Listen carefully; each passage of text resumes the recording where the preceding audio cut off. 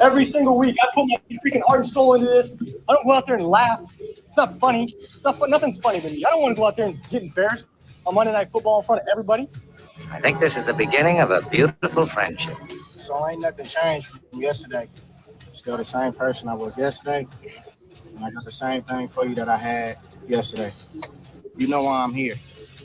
You play to win the game. You don't play to just play it. That's the great thing about sports. You play to win. And I don't care if you don't have any wins. You go play to win. When you start telling me it doesn't matter, then retire. Get out. Because it matters. Hope you had a good weekend, everybody. It was a busy weekend, especially on Sunday. Welcome to a Monday morning edition of X's and Bros throughout the great state of Michigan. My name is Matt Shepard. We are here with you Monday through Friday, 6 until 9, and we are brought to you this hour by Ferris Coffee. Tigers sweep the White Sox by scoring 3 in the ninth to win it 4-3. Spencer Torkelson delivers the game-winning 2-run bases loaded double. Pretty cool to see. Yankees in town for the first of a 3-game set, and the game times have been moved up. We'll talk about that coming up. Torkelson continues to thrive. It's early. And as I've said to everybody who would listen, nobody is broken. Rafael Devers wasn't broken. I know it seemed like it through the first 5 games, but suddenly he has caught fire for Boston. Nobody is fixed. Spencer Torkelson looks really comfortable and looks really good. And he's spitting on the right pitches. And he's swinging at the right pitches for the most part. I mean, everyone's going to chase once in a while, folks. So, he doesn't look like Javier Baez chasing sliders yet, right? Everyone's going to chase. The other guy throwing pitches is pretty damn good too. But for the most part, he looks very comfortable. He looks really strong, and he looks like a key cog. What did I say before this season began? And I said it throughout the entire offseason. There are certain players I wanted. Yes, I wanted Teoscar Hernandez. Yes, I wanted Anthony Santander. You don't get them, fine. What you do, though, have to admit, is that the Tigers are banking on their younger pros. They're not young players necessarily any longer, right? I mean, Torkelson's in his 4th year. Green's in his 4th year. What they're banking on is that these guys are going to be good. They're going to be good enough. And those 2 guys are leading the way.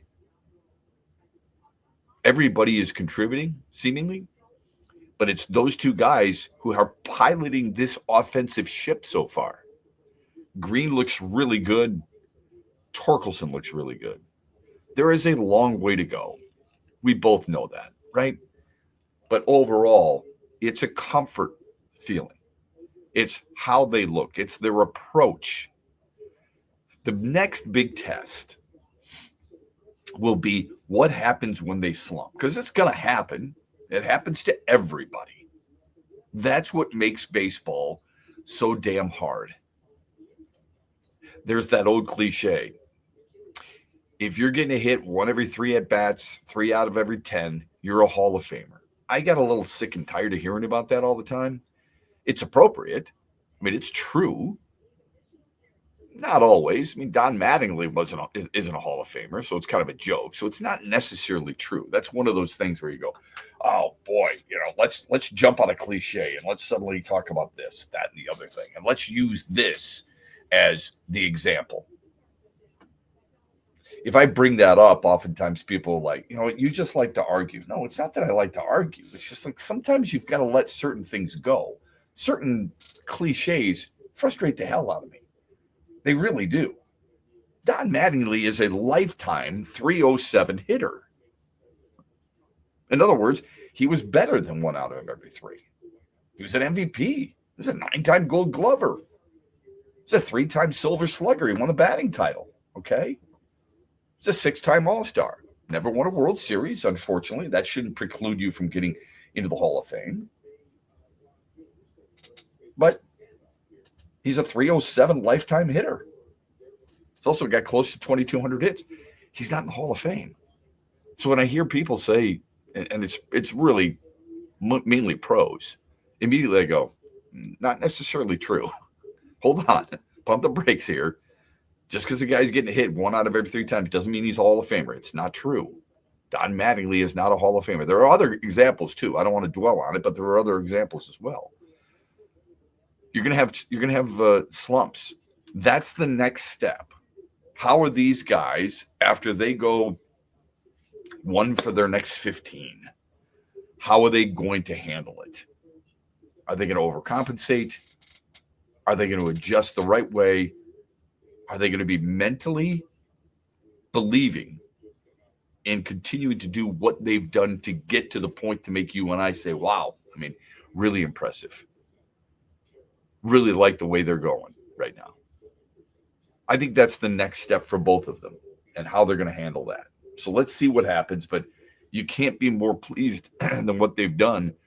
Torkelson did a really nice job of spitting on a pitch before he got the one to drive into the left field corner for a double. And it's an awesome feeling. The walks that players are taking, Riley Green, Andy Ibanez leading up.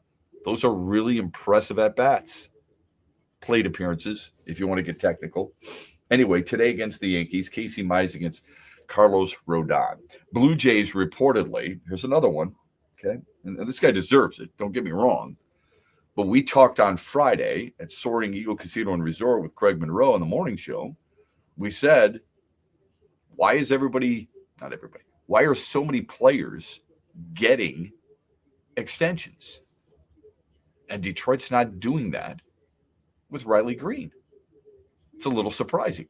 Now, Riley Green sure as hell doesn't have the resume that Vladimir Guerrero Jr. does. But Toronto has been working not just for weeks or months, but probably years on this with Vladimir Guerrero Jr., trying to keep him in Toronto. Reports are that he's going to agree to a 14-year, $500 million contract extension. Now, here's also the guy who said during the offseason, I am not negotiating during the regular season. Not talking about it during the regular season. It either gets done before spring training or it gets done after spring training. Well, we're in early April and he's getting ready to sign it. But whatever. The point is that Toronto is locking up their long-term future, the face of their franchise, the captain of their team, the guy they believe can help lead them to where they want to go. Hasn't happened yet, even though they've had some really good seasons with him. But that's what they've done. It's time for Detroit to do the same thing. If they're not going to do it with Skubal, and I think that's primarily because of his agent, he wants his guys to reach free agency, which isn't a good sign. But you should at least do it with your best player, I believe. I think you save some money if you do it now. Red Wings hold on and trim the Panthers 2-1. JT Comfort, Alex DeBrincat, they light the lamp, but the number one star was Cam Talbot. He was fantastic, especially late in the game, making 7 of the last 8 saves that were necessary. The last one was unreal, made 32 for the game. Detroit now with 79 points and 6 points back for the final wild card. Why? Well, because Montreal beat Nashville 2-1. The next game for Detroit in Montreal will be the biggest of the season. It has to happen. I don't know if they have to run the table. They got to come pretty damn close, and it's a daunting schedule. We've got more for the update. We've got our poll question, and we've got plenty to talk to you about. As always, the Meyer Hotline is open, 866-838-4843, or just text the program, Sports Radio to 21,000. This is X's and Bros on a Monday morning. Coming right at you, the excitement you've been waiting for. Eagle Casino and Sports. The mobile casino made in Michigan, made for Michigan. Play slots and table games with live dealers at one exciting site, playeagle.com. Sign up today and get a match deposit up to $1,500. That's right, up to $1,500 plus 100 free spins. Eagle Casino and Sports. Go to playeagle.com and start winning today. Must be 21 or older and in Michigan to play. Huge here for the Michigan High School Athletic Association. You can stay up to date on the latest from Lansing 24/7 at MHSAA.com, at MHSAA on Twitter, and MHSAA on Facebook. The latest news, press releases, and stories connected to every high school in the state of Michigan, available for you 24/7 from the Michigan High School Athletic Association. Log on to MHSAA.com, at MHSAA on Twitter, and MHSAA on Facebook. And if you're looking for archive boys and girls high school sports, MHSAA.TV. That's MHSAA.TV. 24/7, everything you need to know about high school sports in Michigan. Log on to MHSAA.com. Hear that? That's the sound of saving a good deal more when you shop with M-Perks at Meijer. Some delicious blueberries, money saved. A creamy treat of cookie dough ice cream, that's money saved. Savings, savings, savings. Because every dollar spent is also 10 points earned in M-Perks, which you can use to save on your next grocery trip or up to $1 off per gallon on your next tank of gas. At Meijer, we work hard to help you save a good deal more for a whole lot less. That's bringing more good to life. Exclusions apply. See mperks.com for details. No sticks, no pucks, no goals, and no holds barred. It's Bare Knuckles Ice Walls. Coming to Soaring Eagle Casino and Resort Saturday, June 14th. 900 square foot ice box, 90-second rounds, 2 combat fighters, and they're on skates. Bare Knuckles Ice Walls. Tickets starting at $50. On sale now at the box office or etix.com. History in the making. June 14th at Soaring Eagle. Doors at 6. So that's at SoaringEagleCasino.com. Bare Knuckles Ice Walls. Who needs a pub?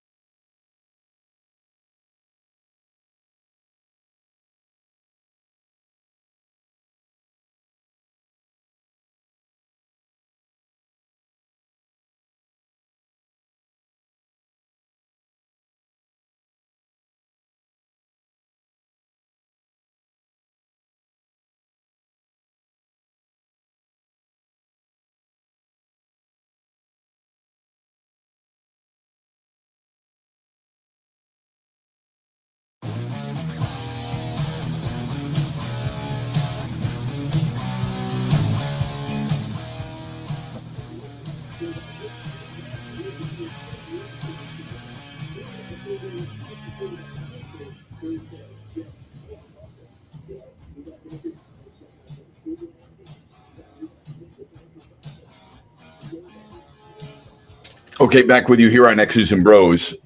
Alexander Ovechkin made history last night.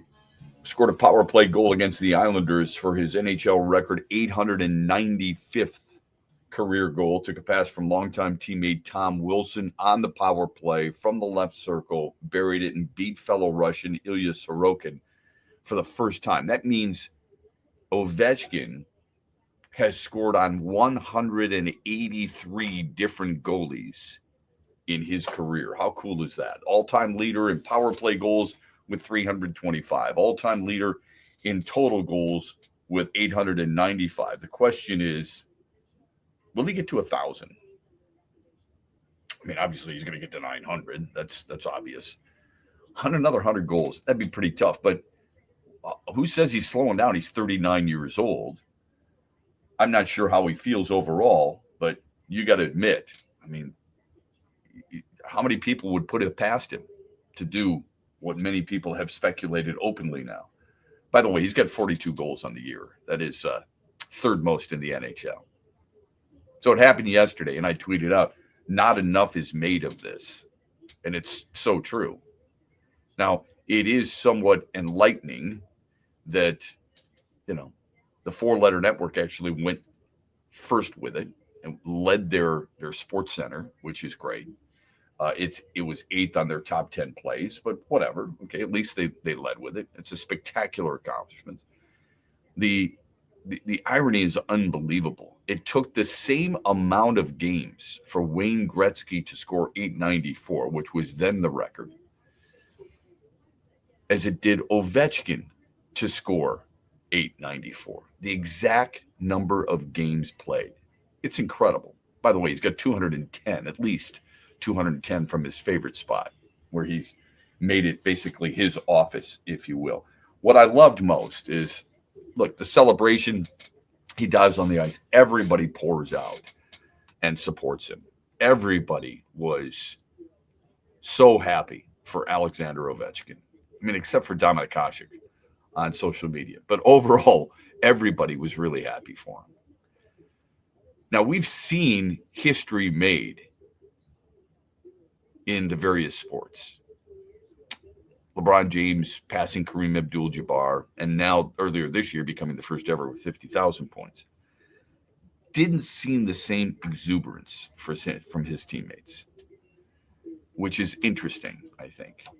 The more I look at, my son showed me something last night. He said, have you seen the various songs associated with LeBron James? And I said, I've heard of them. I haven't necessarily seen them. LeBron James has seen them too, and actually laughed at a few of them. But you're seeing a lot of people talk about on social media, talk about I don't know if you saw the game against Golden State, but the flopping that ensues with him. I mean, he's an absolute freak. Big, strong dude. I mean, how many guys are 6'8", 6'9", built like a truck, 250 pounds, can move, run, and do what he does, especially at his age? Nobody that you've seen. And yet, there are times where guys will just give a slight push to him, and he drops like somebody just shot him. It's amazing. It is.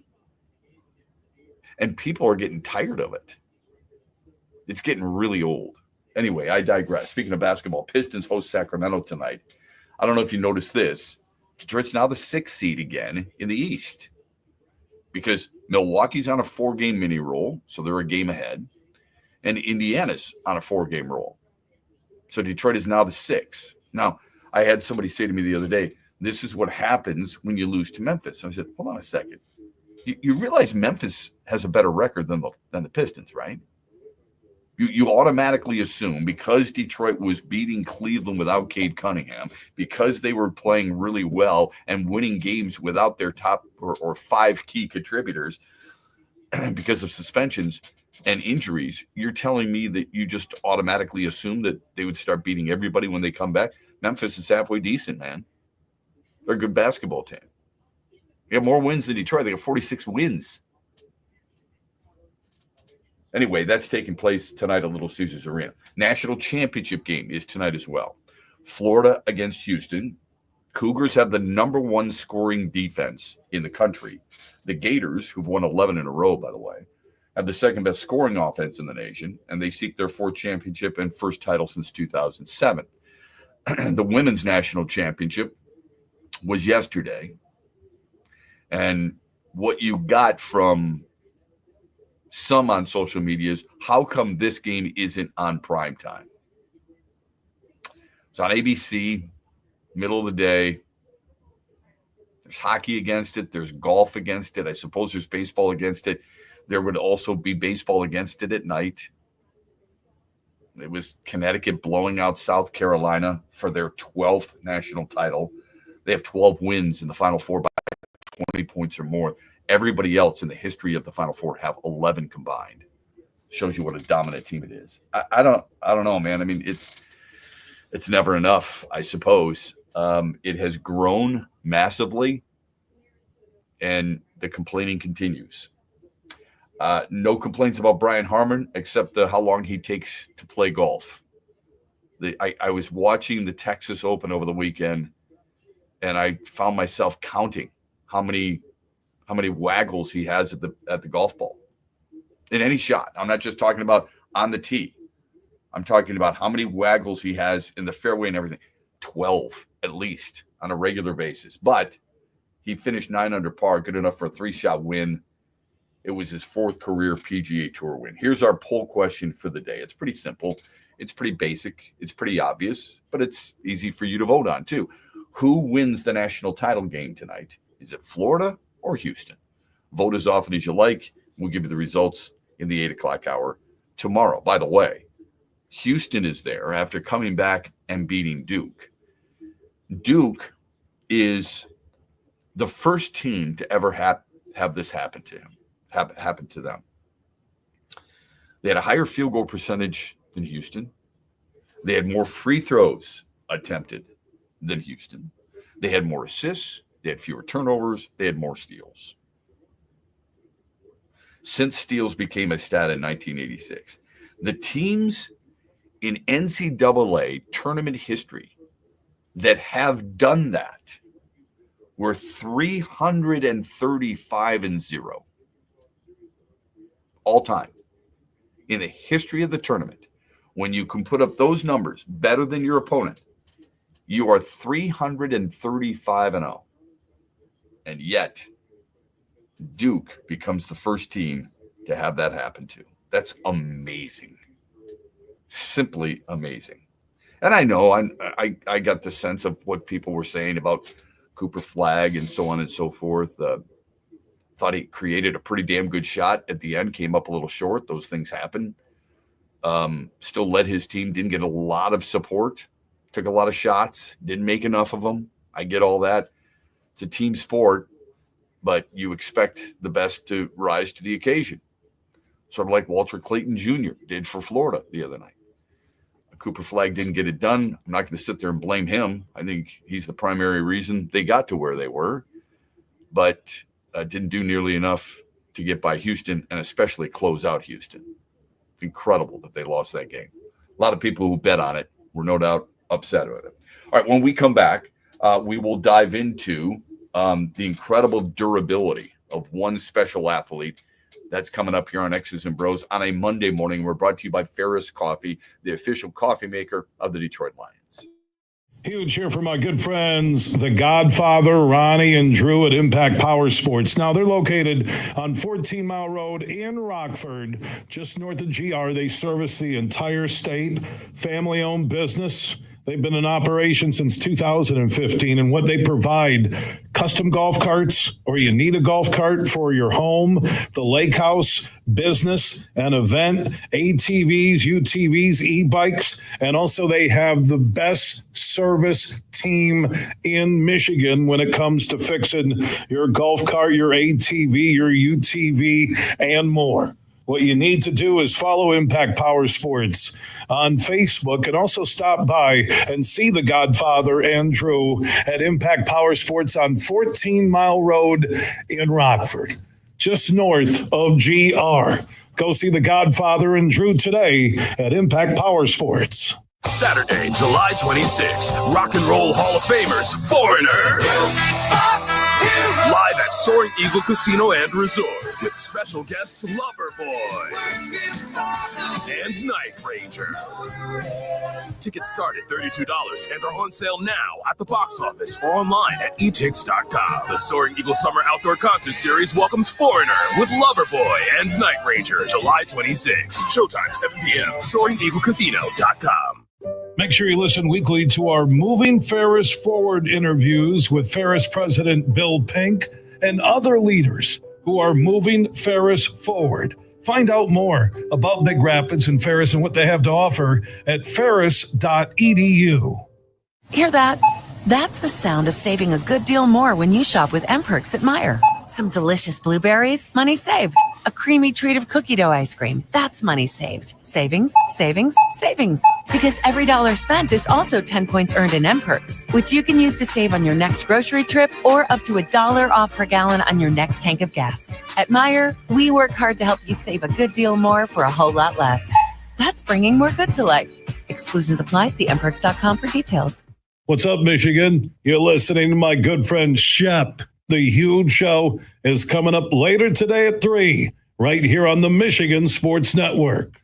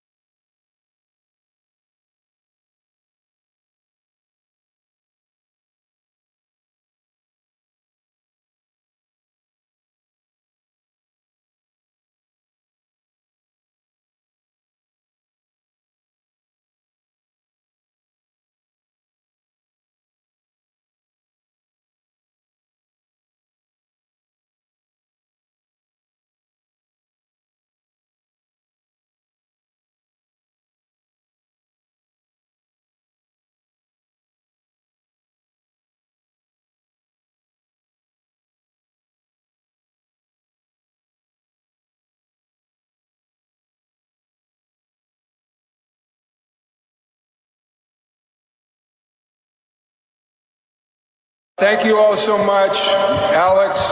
I said I'd be the first guy to shake your hand when you broke the record, and I wore this pin.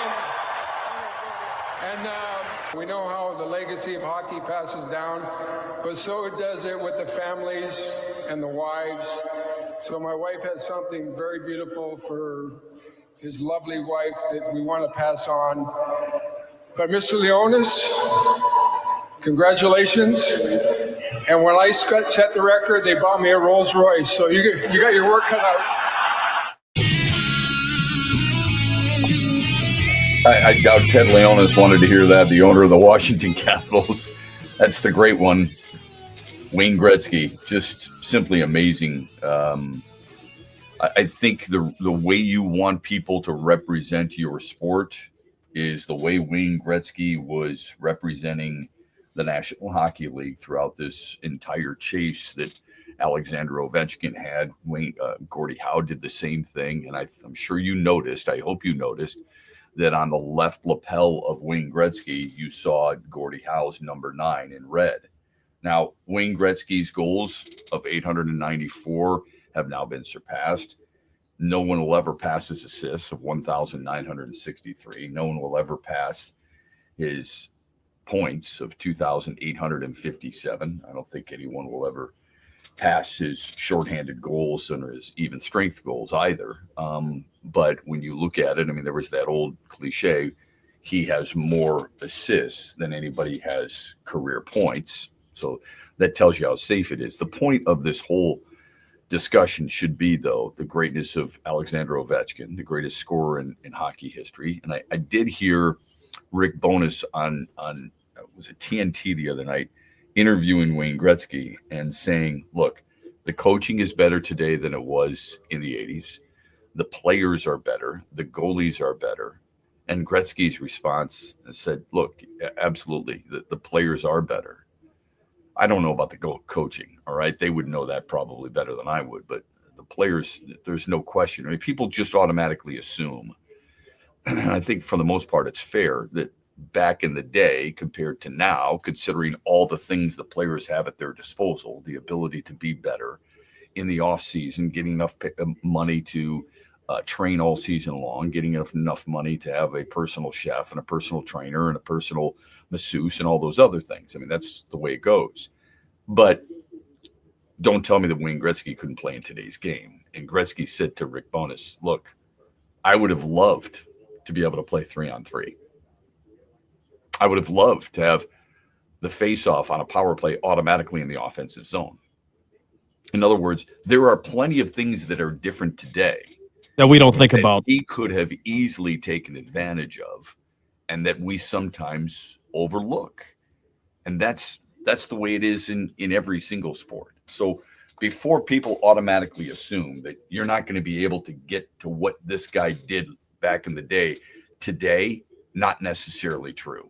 Remember this too, and you can look at this as a negative or a positive, I suppose. The number of teams that were in the National Hockey League, meaning you had probably deeper rosters. You've got guys on teams right now that would not have made NHL rosters back in the day based on their skill set. But I thought it was a really classy move on the part of Wayne Gretzky, because he did all the right things. He said all the right things. I would guess there's at least a little bit, just a little bit of any individual who loves to hold on to those records. It's a special place in history. I still don't think anybody's as talented offensively as he is, but Ovechkin from a scoring standpoint sure as hell is. Remember this, and I reminded people this of a couple of weeks ago. Alexander Ovechkin had a broken leg. Let that resonate for just a moment, all right? I know certain athletes are different. Hockey players are different. Wrestlers are different. They play through things. The PK Subban rant during the Four Nations tournament was so dead on. Hockey players play through pain, and they play through injury. They are just cut from a different cloth. But Alexander Ovechkin came back missing 16 games from a broken leg. And the first game back, he scored. It was an empty net goal, but he still scored. All right. His durability, his willingness at the age of 39. This guy's got a Stanley Cup. He's got plenty of MVPs. He's got plenty of scoring titles. If there's anybody who could have been saying, I'm good for now. And it's not like he's going to be at the end of the year. He can keep playing. So chasing the record wasn't going to stop at the end of this season, unless maybe they win the Stanley Cup and he wants to go out on top. I suppose that's something that I would have to at least consider. But overall, when you can still do what you love to do it at a high level, do it to your expectations, you're going to keep doing it. Rarely do you see somebody leave like Barry Sanders. I've had enough. Okay? So the record was always going to be within reach. But here's a guy that he comes back and he pots a goal in the first game back from his broken leg injury, and then ends up being 25 goals shy, I believe, of Gretzky's all-time record. And then he's got 47 games left in the season. And what does he do? He goes out, he needs to score 26 goals. Obviously, he gets the job done. There was a period of time where he scored 14 goals in a 22-game span. This isn't getting a base hit, with all due respect. This is not hitting a bucket in a basketball game. Scoring goals is super difficult. And yet Alexander Ovechkin able to get that done. I don't think nearly enough has been made of what he's been able to accomplish or what he's done this year as a 39-year-old. You can look at the total goals. That's great. I'm not just looking at the total goals. I'm looking at the adversity that he faced and overcame, and I'm looking at the number of goals he scored this year. 42 goals. There's only two other guys in the league who've scored more goals than Alexander Ovechkin. And at the age of 39, are we too obsessed? It's a good question here. Are we too obsessed with age? When we look at what somebody has done at a specific age, and if I had this debate with a player a couple of years ago, a few years back in Boston, and I said, if we're just going to get caught up in age, should we not also recognize that if an older player in the, I don't even know if it's a twilight, but the second half of their career, should we also not recognize all the things they've had to overcome? I would hope you would. If you're going to sit there and knock them for some of the things they can't do, what about the things that they are doing? Leon Draisaitl's 29 years old. He's one of the greatest players in the world. He's got 52 goals. He's got 10 more than Alexander Ovechkin. William Nylander is 28, and he's got 44 goals. Who's to say that Ovechkin won't surpass him? Tage Thompson for Buffalo, after last night, he's now got 43, and he's only 27 years young. Alexander Ovechkin at the age of 39 has 42. That is incredible to me. And David Pastrnak, who is widely seen as one of the greatest players in the world, and I think he is, he's 28. He hasn't scored as many as Alexander Ovechkin. Ovechkin's been on this major role. It's been so much fun to watch. But I wish more people would start to recognize they do with LeBron James and his age, but for some reason they don't with Alexander Ovechkin and his age. And maybe that's a credit to Ovechkin, at age 39. Maybe people don't even view it. They're like, this guy's so good. He's so productive. He's incredible. Rarely do they bring up the age. Let's go to the phone lines. The Meyer hotline is there for you, 866-838-4843. What do we have on an early Monday morning? We have Mark in Gun Lake, and he has some thoughts on insurmountable records. Mark, good morning. Good to meet you at the watch party the other night. How are you? Yeah, that was great, man. Thanks a lot for the time. I know I was filled with a lot of questions. I've always wanted to ask you a lot, but time's limited on the radio. But 5,714 strikeouts by Nolan Ryan, and that went insurmountable when they went to the designated hitter because he was guaranteed 4 more strikes every game when the pitcher was batting. And now with a pitcher not batting, when did that designated hitter rule go into the National League? Yeah, that's a really good point. I've said that forever regarding the strikeouts by Nolan Ryan. I don't think anyone will ever approach that. I mean, if you look at the strikeouts, look at the strikeouts for Nolan Ryan, and then look at the strikeouts for Randy Johnson. Okay. Randy Johnson would have had to have pitched another 3 years and strike out, 300 guys to get there. It's amazing. Yeah, it is. It's amazing. It's amazing how Nolan Ryan was able to be not just consistent with that mark, but at the age of how good he was later on in his career, the consistency that he was able to put up. Just amazing. I'm sorry. What was the question that you had originally asked about the designated hitter? What was that? When did it go into effect in the National League? It wasn't when the American League adopted it, but National League was like 20 years? What was it? 2022 is when the National League, right? 2022. Oh, okay. I think American League, I think it was in the 70s. I think it was like 1973, 1974, 73. Oh, okay. So it was a lot later in the National League.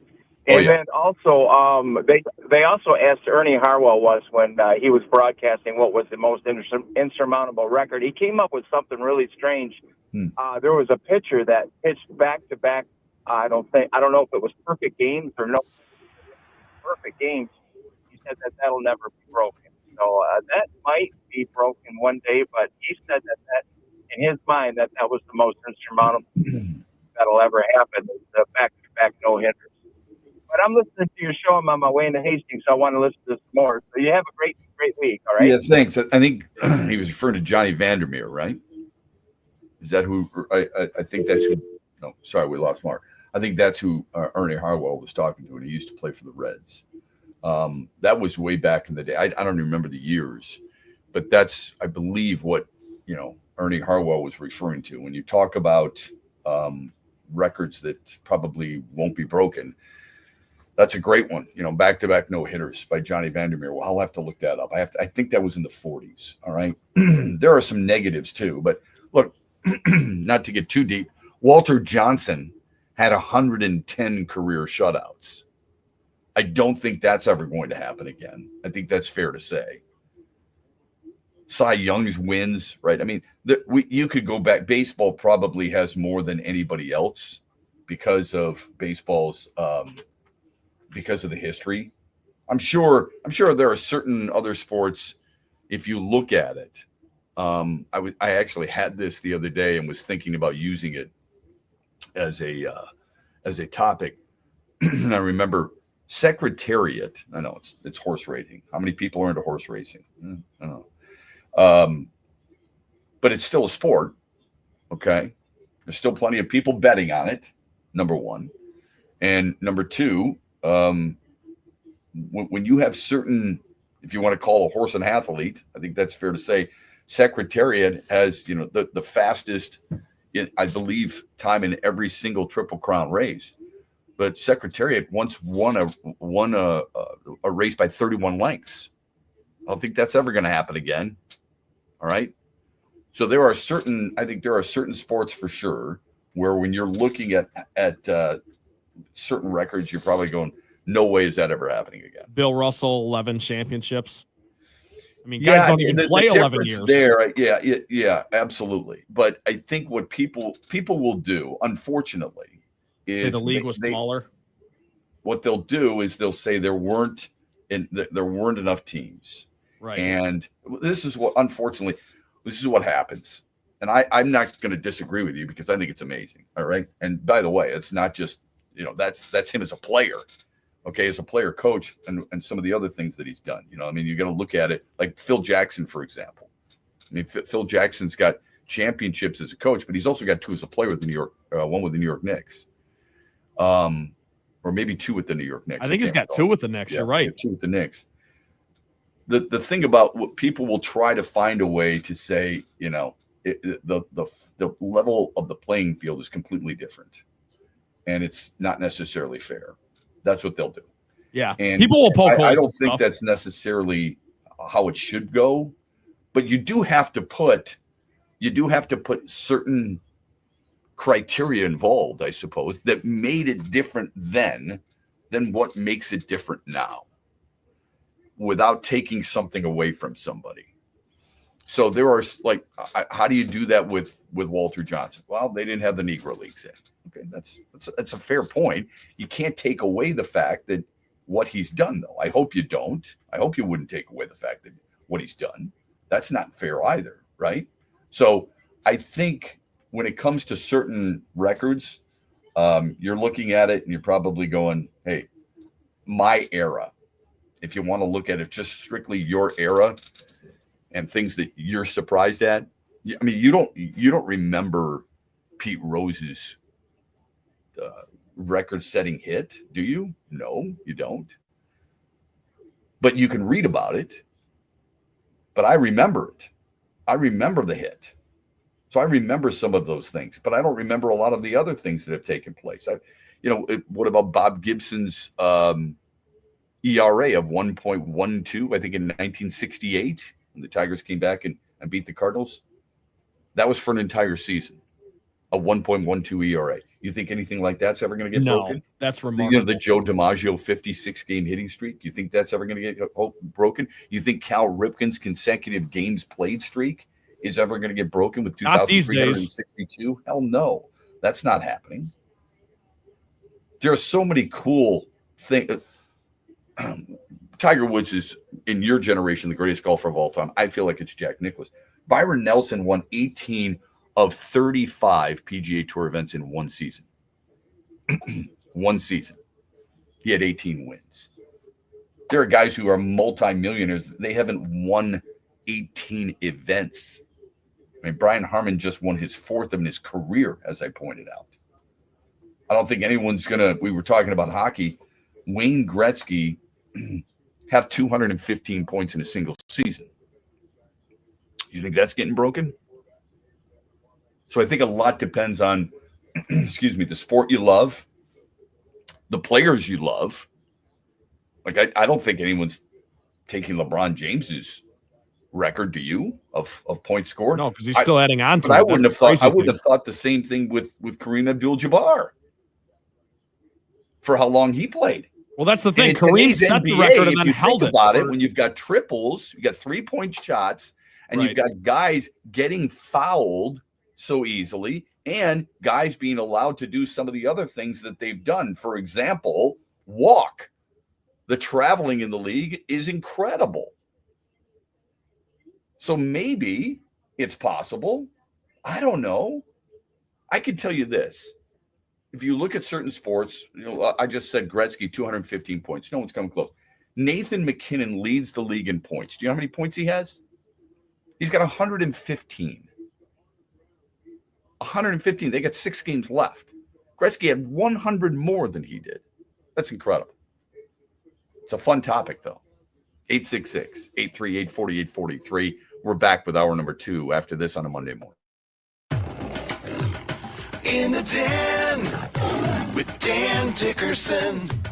DraftKings Sportsbook is an official sports betting partner of the NFL. Download the DraftKings Sportsbook app today and use code HUGE for a special offer when you sign up. That's code HUGE, only at DraftKings Sportsbook. The Yankees roll into town with an offense that right now is just obliterating opponents early in this season. Through 8 games, the Yankees have scored 72 runs, hit 25 home runs, and scored 9 runs or more 5 times. The torpedo bat is getting a lot of attention, but the bigger story really are the young players who are stepping up to provide support to the incomparable Aaron Judge. Jazz Chisholm came in a trade last summer. He's 27. Austin Wells, Anthony Volpe, Ben Rice, and Jason Dominguez are all 26 years old or younger, and they are all very talented. The Tigers were the best team at limiting extra base power last year. They'll throw Skubal and Flaherty at the Bombers. Tigers gave up just 5 runs in 3 games the last time these two teams met in August. This should be a heck of a 3-game series. Huge here for my good friends at Insurate. Now they understand more than anybody that inflation has caused auto insurance premiums in our state to skyrocket. And Insurate was built to help people in Michigan comparison shop their auto insurance. A true one-stop shop for saving money. So stop overpaying. Call 231-COMPARE to get quotes today or visit insure.it. That is insure.it. Compare and save money right now. Sumo, sushi, and sake. May 31st at Soaring Eagle Casino and Resort. Witness a thrilling sumo exhibition and enjoy a curated tasting of sushi, sake, and Asian-inspired cocktails. 2 premium VIP packages available, pricing as low as $59. Performance only. Full pricing options and details at SoaringEagleCasino.com. Experience sumo, sushi, and sake. 7 p.m. May 31st at Soaring Eagle Casino and Resort. Hear that? That's the sound of saving a good deal more when you shop with MPerks at Meijer. Some delicious blueberries, money saved. A creamy treat of cookie dough ice cream, that's money saved. Savings, savings, savings. Because every dollar spent is also 10 points earned in MPerks, which you can use to save on your next grocery trip or up to $1 off per gallon on your next tank of gas. At Meijer, we work hard to help you save a good deal more for a whole lot less. That's bringing more good to life. Exclusions apply. See mperks.com for details. Coming right at you, the excitement you've been waiting for. Eagle Casino and Sports, the mobile casino made in Michigan, made for Michigan. Play slots and table games with live dealers at one exciting site, playeagle.com. Sign up today and get a match deposit up to $1,500. That's right, up to $1,500 plus 100 free spins. Eagle Casino and Sports. Go to playeagle.com and start winning today. Must be 21 or older and in Michigan to play.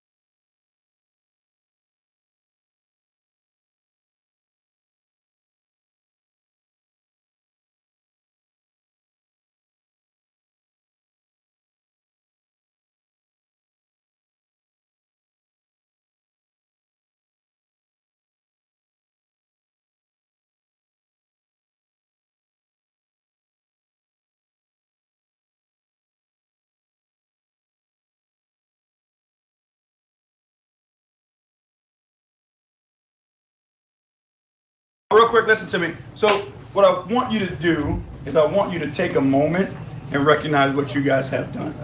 Right? You guys have overcome a lot to put yourself in this position.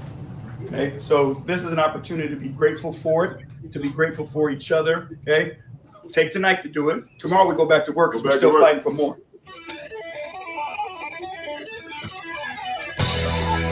That's Pistons head coach J.B. Bickerstaff after clinching a playoff spot. First time in 6 years they have done that. Him telling his team about what they've accomplished. And what they've accomplished is one of the single season greatest turnarounds the history of the league has ever seen. I mean, it's happened with the Boston Celtics in 2008, a 42-win increase. They went from 24 knockouts to 66. It happened with the 2005 Phoenix Suns. They went from 29 wins to 62 wins, a plus 35. The 1998 San Antonio Spurs at plus 36 in the win column from 20 to 56. The 1980 Boston Celtics picked up 32 wins from the year before, Larry Bird, 29 to 61. And the Milwaukee Bucks went in 1970 from 27 wins to 56 wins. So a plus 29, which is where Detroit is at right now, a plus 29. Sixth best, or one of the six best single season improvements in NBA history. Good for them. They've got 4 games left, right? 3 of them at home. They got the Kings tonight. They're home against the Knicks, home against the Bucks, and they visit the Bucks. It could be a big game because right now Milwaukee is 1 game up on Detroit for the number 5 seed, depending on how you feel about that. And I know many people will feel like, well, they got 3 out of the next 4 at home. That's a big deal. Well, they've got more road wins than they do home wins. They've played more road games, in fairness. So it might end up different that way, right? I mean, if they've got 3 home wins left, they could end up with 24 home wins and 22 road wins. You'd have more wins at home, but it's not a huge discrepancy. The home court advantage didn't help Oklahoma City yesterday against the LA Lakers. I'm not saying it's a universal theme. I just think you got to be careful when you go, look, we got this team at home. That's a huge advantage for us. Just because Vegas says it is doesn't mean that it's always right, although Vegas is oftentimes right. So let's just pump the brakes just a little bit and recognize that it's a possibility that home court may not be all that it's cracked up to be. Detroit has won just 6 of their last 10. They get a Sacramento team that has dropped 7 of its last 10, was in the play-in tournament right now. If the playoffs ended today, I suppose there's something for the Kings to play for, but you would expect Detroit to come out with some emotion and ready for a little payback against Memphis here tonight. So looking forward to that. In case you missed it, the Red Wings were 2-1 winners yesterday. Unfortunately, Montreal won 2-1 over Nashville. Detroit remains 6 points back on the final playoff spot. That stretch where they struggled so mightily and couldn't get those wins and couldn't hold on to a lot of wins is coming back to haunt them. JT Comfer and Alex DeBrincat with the goals, and Cam Talbot was fantastic, making 32 saves. Columbus shut out by Ottawa 4-0, and as we mentioned, Montreal beating Nashville 2-1. Alexander Ovechkin breaks Wayne Gretzky's all-time goal-scoring record with 895. We played just from sound of that earlier. It was a power play goal, his 325th, that's an NHL record, power play tally. And it's the 183rd goalie he's ever scored on. It's fellow Russian Ilya Sorokin. Sorokin, it's amazing. It's the first time that he's ever scored on Sorokin. Sorokin and the Islanders got the win 4-1. But afterwards, and I can understand this, Sorokin, Gretzky, and Ovechkin are taking photos with one another. It was a special moment for sure. And for Wayne Gretzky to honor Gordie Howe with a pin on his lapel, I thought was pretty damn cool too. And you hope that a guy like Alexander Ovechkin will someday, if he ever has to, pass the baton. I don't know who that would be too, to be honest with you. I know maybe Connor McDavid. There's great debates in sports. That's what you love most. You know, with Sidney Crosby, people are saying, you still think Sidney Crosby's better than Alexander Ovechkin? It's not always about goal scoring, man. Sometimes it's about setting guys up too, you know. And I think it's it's a healthy debate. It's funny, when Gretzky passed Gordie Howe, people in Detroit were livid.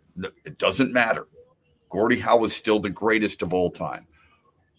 My question was why? Well, it's because he's from Detroit, or played for Detroit, I should say. That's the whole reason. And that's okay to feel that way. It's your opinion. But you didn't want to use the goals as the obvious reason. I don't know why we feel like the obvious reason that Alexander Ovechkin is better than Sidney Crosby because of the goals. When Crosby's got more points and he does other things really well. Not every player is the same. Some have better skill sets in certain areas. It's like people. There are certain things you do well, certain things you don't do well. I'm terrible at math. Okay? I'm not going to be a mathematician. I'm not going to do anything like that. But it's okay to have that debate and just make sure you got your stuff down. National championship tonight. Florida taking on Houston. That'll be fun. Last night or yesterday, UConn blew out South Carolina 82-59 for their 12th national title. Let me ask you this. So Gino Ariema's got 12 national championships. When you think of the greatest coaches of all time, is he in the conversation? No, I get there eventually, but I'm the point you're making, which I agree with, is John Wooden. Right? Yes. Yep. John Wooden, 10 Coach titles K. in 12 years. He had 10 titles in 12 years, 7 straight. Nobody ever won more than 4 in a row. But John Wooden crazy. won 7 in a row. He won 88 consecutive games. It's incredible. All right. Scotty Bowman, of course. Most wins in NHL history, most playoff wins in NHL history, 14 Stanley Cups, 9 as a head coach. He's in that conversation. Phil Jackson is in the conversation. 11 titles as a head coach, 2 as a player. Bill Belichick is in the conversation. Most Super Bowls, 6, 8 if you want to count him as a defensive coordinator, because he should be. I mean, with the Giants, he deserves to be in there. Most Super Bowl appearances with 12. Most playoff appearances and wins and all that other stuff. You can go on and on and on. Nick Saban, 7 national championships, 11 SEC titles. Those guys are all in that conversation. They are among the names you immediately bring up. But Gino Ariema, and Trent says, I eventually get there. Gino Ariema has more wins than anybody in college history, and he's got 12 national championships. Why isn't he in that conversation for you? And what should also be a feather in his cap is he's stuck with women's hoops. He's had the opportunity to jump to men's many times, and he stayed in women's and dominated. Here's why he's not mentioned. It's because it's the women's national championship. And because they never felt like there was a level playing field, that there was just one team. It's taken a long time for women's basketball to have parity. And I know yesterday, not that I watched it, but I heard a clip, 2 of the greatest coaches of all time, Dawn Staley and Gino Ariema. I don't know how you put Dawn Staley in that same conversation, to be honest with you, but if that's how some people feel, then so be it. But that's what he said. So you may not think it's yet, but that's what he said. But my point was, I was thinking about that. I'm like, Gino Ariema deserves to be in that conversation. He's done things that nobody else has ever done in their sport. We just don't view the sport as a sport that has as much parity. Whereas you oftentimes they weren't a 1 seed, they were a 2 seed, but they're still one of the greatest programs. It's been a long stretch. It's been a long stretch between championships for them. You say it's great that he stayed with one program or stayed in that sport. Did he stayed at all? He could have left a long time ago. And here's a guy who has really brought a focus, if you think about it, brought a focus to women's basketball. And yet he's not in that conversation. I just find that interesting. I'm not shoving it down your throat and saying he has to be, because I don't think he's accomplished what these other men I just read off accomplished. But I was just wondering why people don't feel like he's in that conversation. You can join our conversation, the Meyer Hotline, 866-838-4843, or text us, Sports Radio, to 21,000. This is X's and Bros, and the second hour is brought to you by our friends at Meyer. Coming right at you, the excitement you've been waiting for. Eagle Casino and Sports, the mobile casino made in Michigan, made for Michigan. Play slots and table games with live dealers at one exciting site, playeagle.com. Sign up today and get a match deposit up to $1,500. That's right, up to $1,500 plus 100 free spins. Eagle Casino and Sports. Go to playeagle.com and start winning today. Must be 21 or older and in Michigan to play. Hear that? That's the sound of saving a good deal more when you shop with MPerks at Meijer. Some delicious blueberries, money saved. A creamy treat of cookie dough ice cream, that's money saved. Savings, savings, savings. Because every dollar spent is also 10 points earned in MPerks, which you can use to save on your next grocery trip or up to $1 off per gallon on your next tank of gas. At Meijer, we work hard to help you save a good deal more for a whole lot less. That's bringing more good to life. Exclusions apply. See mperks.com for details. Sumo, sushi, and sake. May 31st at Soaring Eagle Casino and Resort. Witness a thrilling sumo exhibition and enjoy a curated tasting of sushi, sake, and Asian-inspired cocktails. 2 premium VIP packages available, pricing as low as $59. Performance only. Full pricing options and details at SoaringEagleCasino.com. Experience sumo, sushi, and sake. 7 p.m. May 31st at Soaring Eagle Casino and Resort.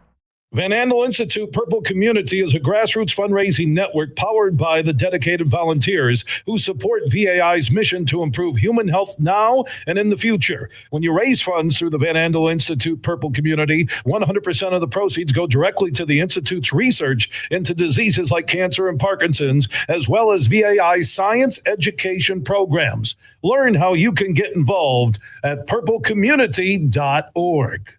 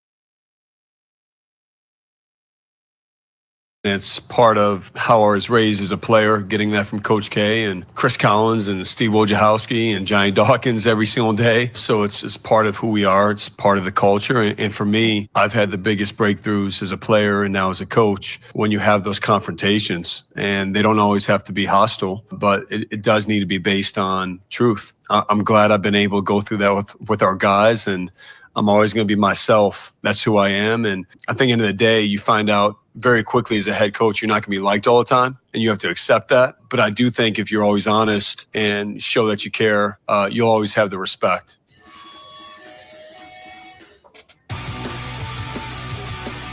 That's John Shire, 37-year-old John Shire in his third year as head coach of the Duke Blue Devils.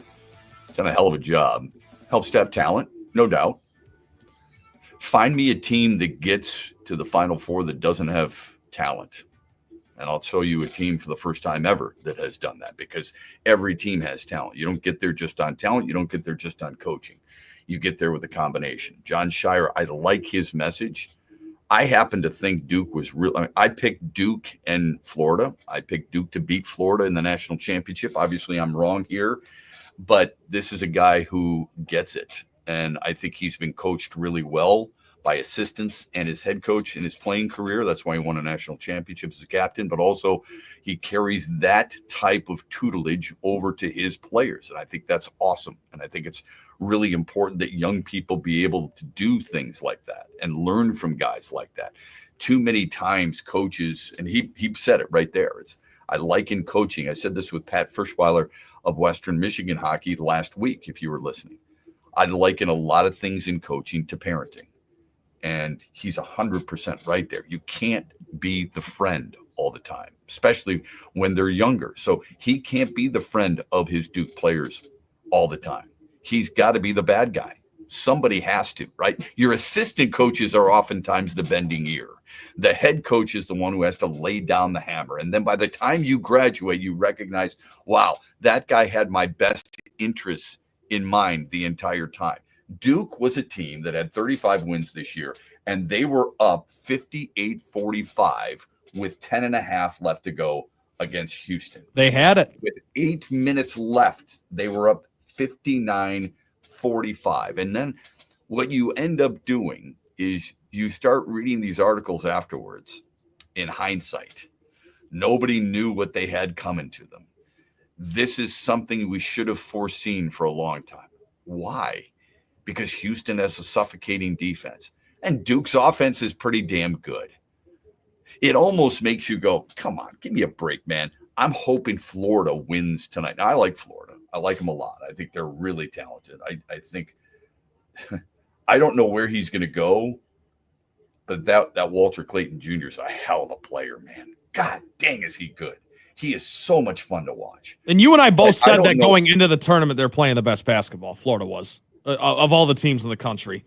Well, I can't say you may have said that. I didn't say that. I'm not going to give myself credit for that at all. Compared to Auburn, they've won 11 in a row. Auburn had dropped 3 of 4 before the NCAA tournament, but they looked pretty damn good during the tournament. I don't use that as always a factor, quite honestly. Remember, Houston, Purdue wasn't playing great basketball going in, and you can make the argument Purdue was better than Houston. Houston uses the inbound play to take the lead. So I'm not patting myself on the back for that at all, because otherwise I would have picked them to win the national championship, and I picked Duke. Okay, I was wrong. Period. Not by much though. But well, I'm trying to give you some credit here. I appreciate it. I don't want it because I don't deserve it. I mean, it's just the way it is. 1:15 left. This is the problem. They're up 66-59, and people will look at Houston's defense. I look at Duke's possessions and their shot selection, and it was much different than it was earlier. John Shire would know this much better than I would.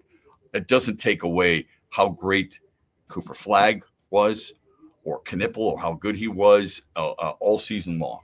Houston deserves to be there. They are in there. I just find the fact that because it was a stunning, and some would say epic collapse, that everyone feels like this should have been avoided, or we should have seen it coming, one or the other. Sometimes like that last play, that people are saying, well, Calvin Sampson at age 69, he really put, a schooling on John Shire. Look, the last play that was drawn up by John Shire, where he, Flagg took it to the paint. And by the way, we could all argue whether or not Cooper Flagg actually fouled on the previous possession. They called it over the back. I was surprised they called it. I didn't think it was a foul. Whether you did or not, I'm just surprised they called it. You know what I mean? Because it's like a star player and it's Duke. We've never seen that. I don't think that should matter. It shouldn't, but I'm just saying mentally, for me as a fan, I was like, holy cow, they called that. I don't know. Duke's best player. I thought there were plenty of times where Florida got jobbed in their game against Auburn, and I thought totally it was going to come back and haunt them a little bit. I suppose it's human nature, like you said. There are human elements to every game because you've got referees. I sure hope they're not looking at it like, oh, this is Duke. Cooper Flagg's the best player in America, one of them, if not the best.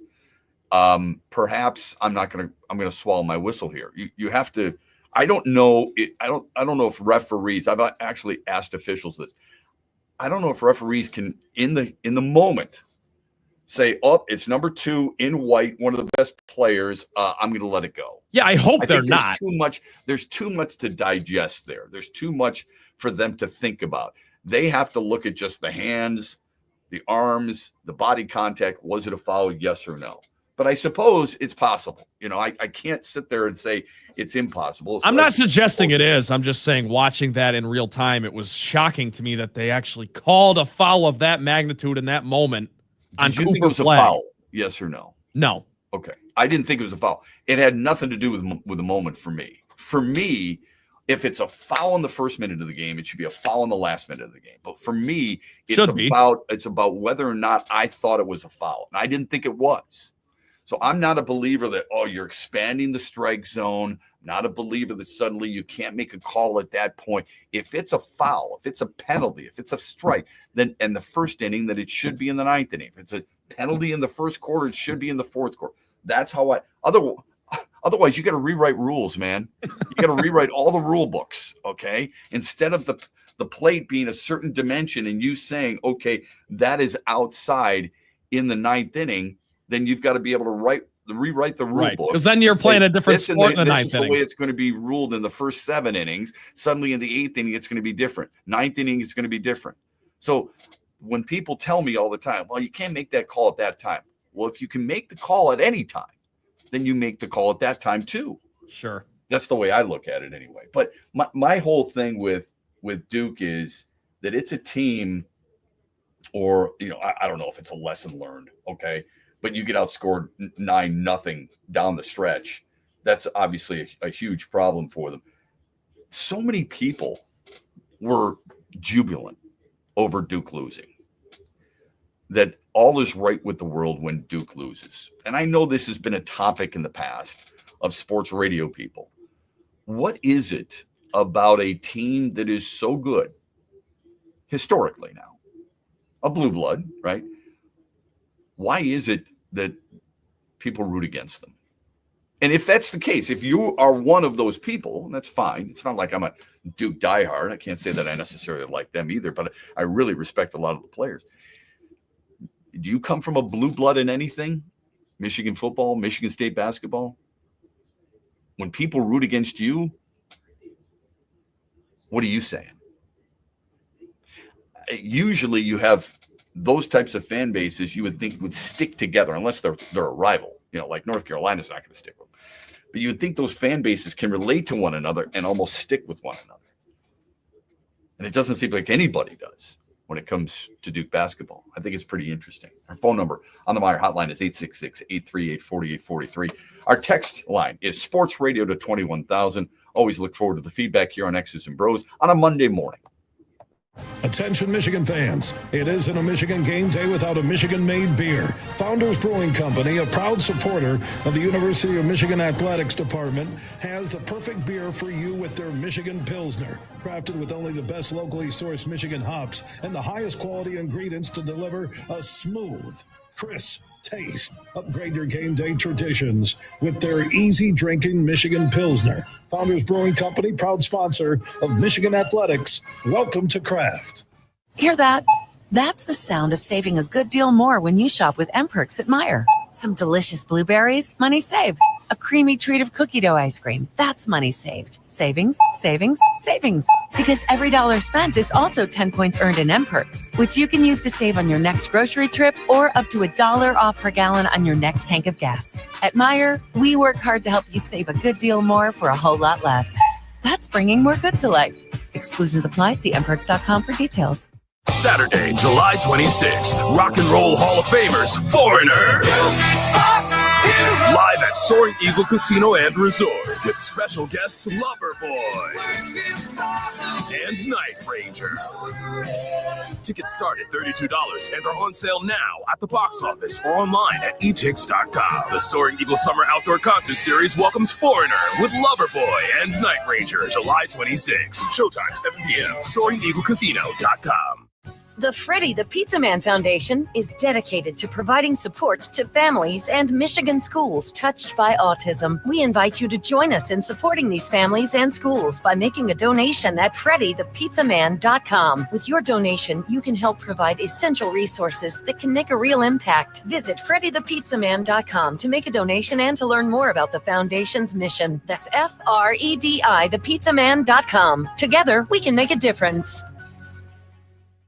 Make sure you listen weekly to our Moving Ferris Forward interviews with Ferris President Bill Pink and other leaders who are moving Ferris forward. Find out more about Big Rapids and Ferris and what they have to offer at ferris.edu.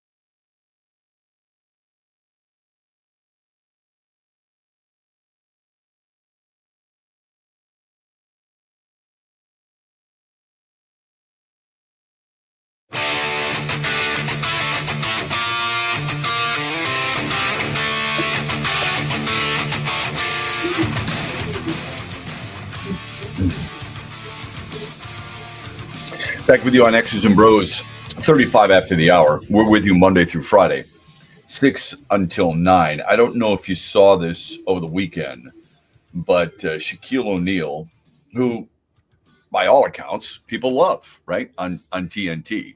And they love him so much that he can say the F word and not get fired or hear much about it at all.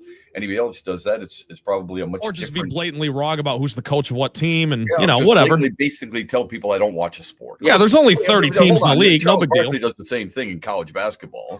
I mean, I got to be honest with you, Ernie. I wasn't watching the game, so it's a fair question, but I wasn't watching the game. And it's so funny. Bad. It's funny for those guys, but anybody else does that in a job, it's unprofessional. They're fired, okay? It's unprofessional. You're treating me with disrespect. How about doing something that you're supposed to get, that you get paid for and all this other stuff? Anyway, Shaquille O'Neal, I happen to like him. I think he does a fantastic job on commercials, and whether it be Home Depot or a pizza place or a car insurance, whatever he does, things turn to gold because he is a likable presence. He's a likable personality that is rare. It really is. But he's a guy who has opinions too, and he's not afraid to share them, especially when it comes to today's players. So the debate I have with younger people oftentimes, or even today's athletes, this guy couldn't have played back then. It's a constant back and forth. Get some guys who aren't that far removed, supposed to know the league, doesn't always, obviously. Otherwise, he wouldn't have thought Chauncey Billups was the head coach of the Detroit Pistons, but know the league and can appreciate or understand what certain players go through. And sitting there ripping on the style of play, what's wrong with the league. We oftentimes look at it and we see numbers, and do you wonder why the popularity of the league is going down a little bit? The numbers would tell you that it is going down. I know that's blasphemy for many people. Oh my God, Shep. I mean, the Pistons are so hot. They're making the playoffs. Yes, but I'm talking about the league as a whole. Yeah. Look at the numbers and you'll understand what many people are trying to warn the league. It could be Adam Silver. It could be coaches. It could be players. I don't know. And I don't think it's because coaches suddenly want to look like they're boarding a plane and they just want to be comfortable for the next 8 hours. Forget about the fact that it used to be Chuck Daly and Pat Riley who set a standard by wearing suits and ties. Hockey coaches do it. These guys, for some reason or another, can't.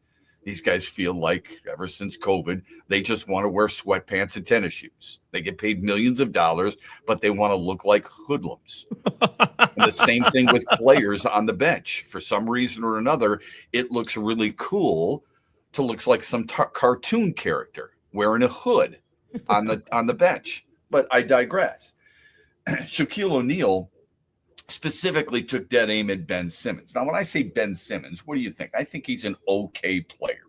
I don't think he's that great of a player, although he has been a 3-time All-Star. He's been an all-defensive team member twice, which might surprise you. And, of course, Rookie of the Year. What do you mean? He's only 28 years old. Okay, he's been in the league for 7 years. He's put up some decent numbers, but nothing that makes you go, I've got to have that guy. That's the guy I want to complete my team.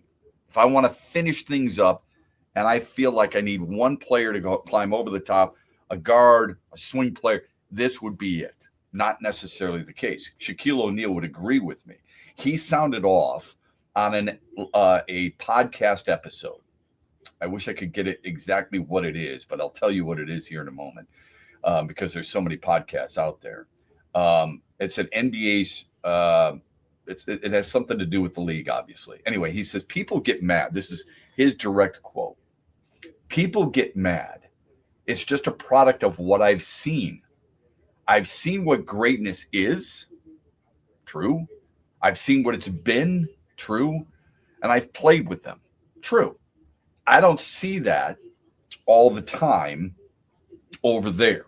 So you want to give me these, and he swears, some same props you're giving them, that blank will never happen. You can call it hate if you want. Even with the word hate, like these blanking kids, they like to throw the word around. If you ain't blanking great, and I'm great, how the blank can I hate you? They don't make any blanking sense. I'm in the blanking building, and you're not, and you not in the building. So how the blank can I hate on you? He said he wants to see greatness on the court, and lamented that a lot of these blankers cannot play. And he pointed specifically to Ben Simmons,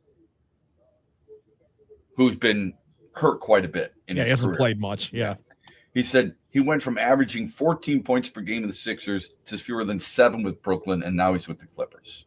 All the while, and here's what it comes down to. It's funny how athletes used to get pissed off at writers and broadcasters for mentioning salary.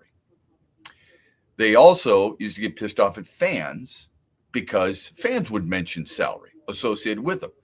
But once a player graduates to the media, they aren't afraid to bring up salary at all. So all this while averaging $35.5 million per year.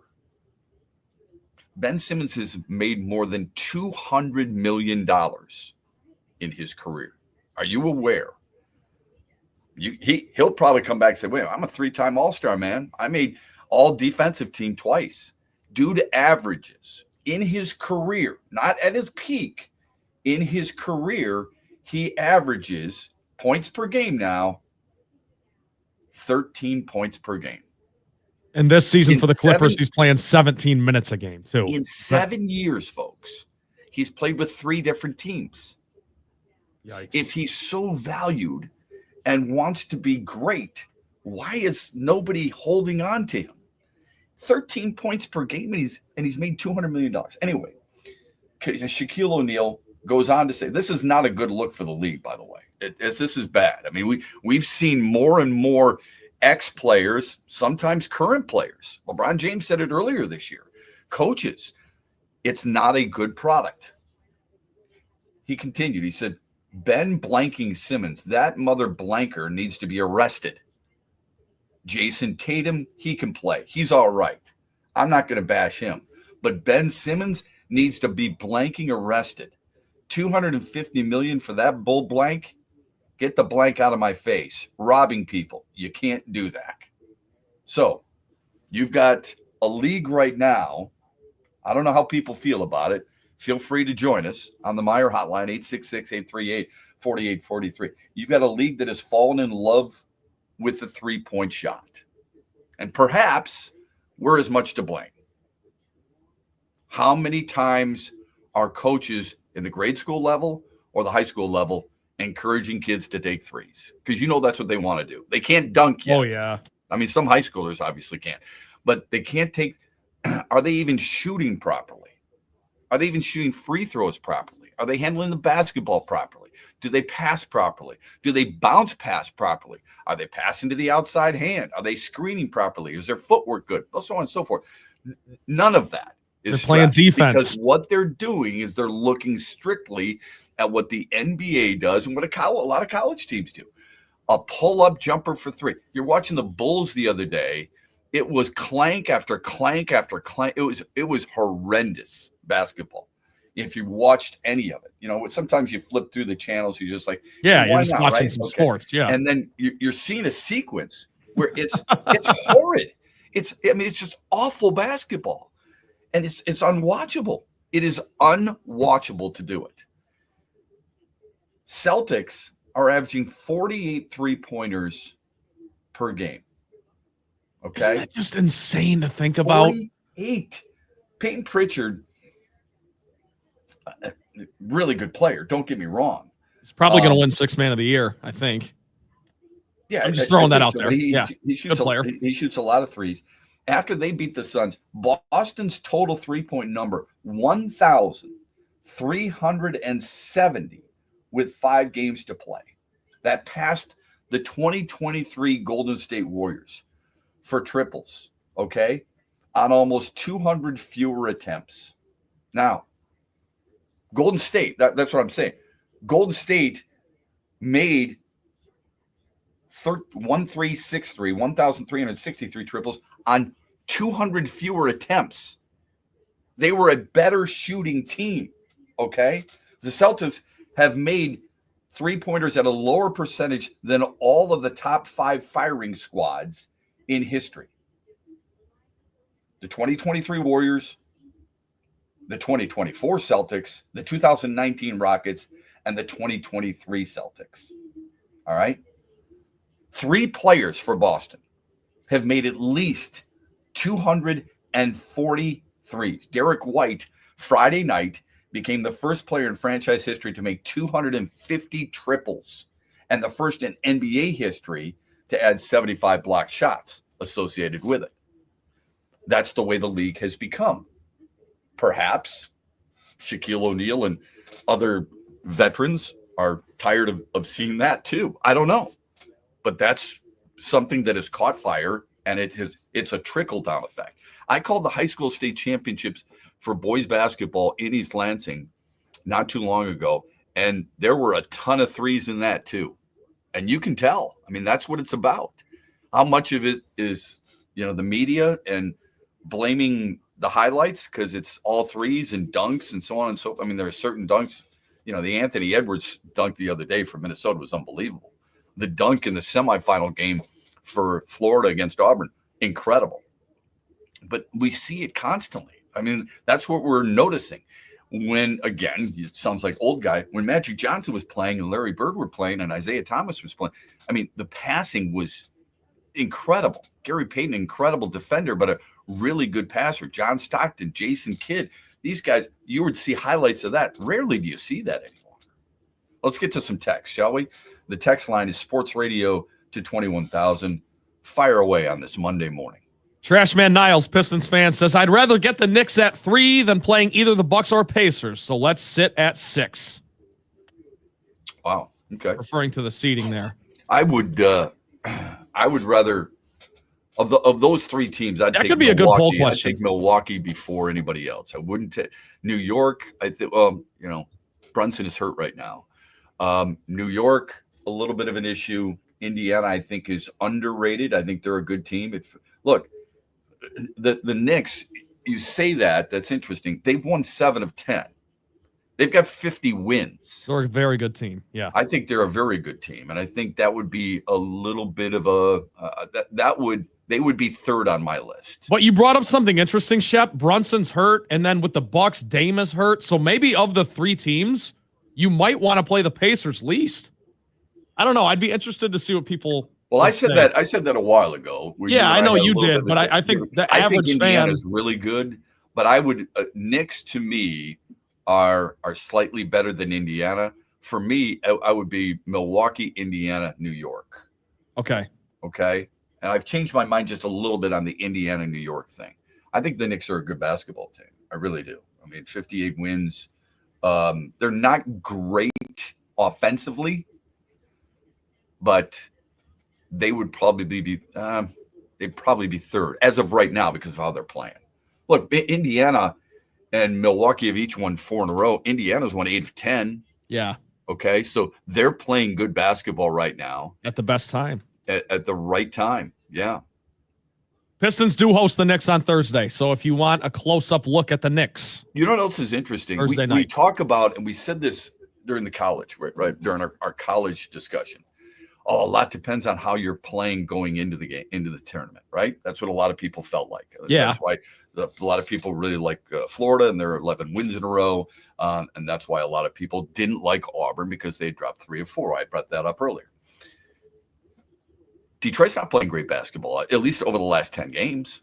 Yeah. Cade's missed 5 of them. So, I'd throw that in there. Yeah, but they also beat Cleveland. If you're going to sit there and pat them on the back because everybody was like, raise the flag, they just beat Cleveland without Cade Cunningham. If you're going to do that, then you can't do it the other way around. Don't use it as an excuse because they're 6-4, but use it as a positive because they beat Cleveland. No, that's fair. I think they've been. So I don't want to hear that. Either you're one way or the other. All right. I don't think there's a both, at least in this situation. That's my opinion. But we can't sit there and go, and gloat over the fact that you beat the best team in the East, record-wise, in Cleveland without your best player, but then lament the fact that, we don't have our best player. Look, you played without 5 guys and got a nice win. Yeah. All right. Cade Cunningham, Isaiah Stewart, Marcus Sasser, of course, Jaden Ivey, who's hopefully on the mend, but I don't know. And then, of course, you had the loss of Cade wasn't playing. No, I already said that. Ron Holland was the other one. Oh, for suspension. Yeah, that's right. But Okay, either let's way, get the to- Pistons, I mean, they got 4 games left here, and 2 of them are against the Bucks to end the year. So those games are probably going to mean something in terms of the seeding and who you are playing. So yeah, I mean, even though the Pistons have clinched the playoff coming spot, up because you've got the Knicks and you've got the Bucks at a home and home, and Milwaukee's 1 game ahead of you, and Milwaukee's won 4 in a row, and they're starting to maybe figure it out. I don't know. Look, it's a whole new tournament. You can wipe the slate clean. We've got so many damn cliches. Wipe the slate clean. It's a whole new season. If it's a whole new season, then why are you thinking about how you were playing going into that new season, right? If you're playing really well going into this new season, then you don't want the slate to be new, right? If you're not playing all that well, that's what happens. People go, well, it's a new season, so I'm not worried about how we finished the regular season. I'm more worried about what we've got coming up with this. It's about matchups more than anything else. What you need to look at when you handicap your team going into a postseason tournament play, it's about matchups. How does Detroit match up with the Knicks? How does Detroit match up with the Pacers? How does Detroit match up with the Bucks? That's what you have to look at, and who you think they are better suited to beat. Another text before we hit the break. Go ahead. I am impressed with Spencer Torkelson so far this season for the Tigers. He looks so comfortable at the plate. Hopefully he keeps this up. Yeah, I'll reiterate. It's not that he is fixed, and it's not like other players are broken who might be struggling. I don't think Cole Keith is broken. With 9 games deep, I don't think Spencer Torkelson is going to be a 325 hitter. All right. But as I said, all offseason to anybody who would listen, I don't think last year is who he is. And I ask people this: is he the player from 2 years ago or last year? And some people would take a cop out. I think he's more in the middle. I've used Alan Trammell and Jim Leland as references. Those guys, it's all about the eye test, right? Okay, here's the eye test. Jim Leland's eyes and Alan Trammell's eyes are more attuned to what a really great baseball player is going to be, or a really good baseball player is going to be, than me. And I trust them. So I think he's going to be a good player. I'm not saying he's going to be a Hall of Famer. I think he's going to be a good player. And I think he's going to have a good season. Not average-wise, but power-wise. We'll see. He looks like a different hitter. He looks more comfortable. He looks more confident. And the stroke is there. I love the fact that Riley Green, Spencer Torkelson, and Kerry Carpenter are carrying this offense right now. But it's got to continue all season long. When we come back, we'll get to the Daily Wager. We'll get to our poll question from yesterday, 8:18. Don't forget, we've got Hero and Heel coming up here on X's and Bros. We've been brought to you this hour by our friends at Meijer. Huge here for the Michigan High School Athletic Association. You can stay up to date on the latest from Lansing 24/7 at MHSAA.com, at MHSAA on Twitter, and MHSAA on Facebook. The latest news, press releases, and stories connected to every high school in the state of Michigan, available for you 24/7 from the Michigan High School Athletic Association. Log on to MHSAA.com, at MHSAA on Twitter, and MHSAA on Facebook. And if you're looking for archive, boys and girls, high school sports, MHSAA.TV. That's MHSAA.TV. 24/7, everything you need to know about high school sports in Michigan. Log on to MHSAA.com. Thanks for listening to X's and Bros with Matt Shepard, only on the Michigan Sports Network. In the Den with Dan Dickerson. DraftKings Sportsbook is an official sports betting partner of the NFL. Download the DraftKings Sportsbook app today and use code HUGE for a special offer when you sign up. That's code HUGE, only at DraftKings Sportsbook. The Yankees roll into town with an offense that right now is just obliterating opponents early in this season. Through 8 games, the Yankees have scored 72 runs, hit 25 home runs, and scored 9 runs or more 5 times. The torpedo bat is getting a lot of attention, but the bigger story really are the young players who are stepping up to provide support to the incomparable Aaron Judge. Jazz Chisholm came into trade last summer. He's 27. Austin Wells, Anthony Volpe, Ben Rice, and Jason Dominguez are all 26 years old or younger, and they are all very talented. The Tigers were the best team at limiting extra base power last year. They'll throw My Scooble and Flaherty at the Bombers. Tigers gave up just 5 runs in 3 games the last time these two teams met in August. This should be a heck of a 3-game series.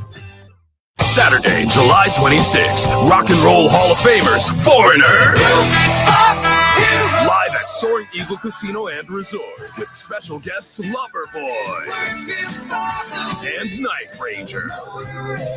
Tickets start at $32 and are on sale now at the box office or online at etix.com. The Soaring Eagle Summer Outdoor Concert Series welcomes Foreigner with Loverboy and Night Ranger, July 26th. Showtime 7 p.m. SoaringEagleCasino.com. Hear that? That's the sound of saving a good deal more when you shop with MPerks at Meijer. Some delicious blueberries, money saved. A creamy treat of cookie dough ice cream, that's money saved. Savings, savings, savings. Because every dollar spent is also 10 points earned in MPerks, which you can use to save on your next grocery trip or up to $1 off per gallon on your next tank of gas. At Meijer, we work hard to help you save a good deal more for a whole lot less. That's bringing more good to life. Exclusions apply. See mperks.com for details.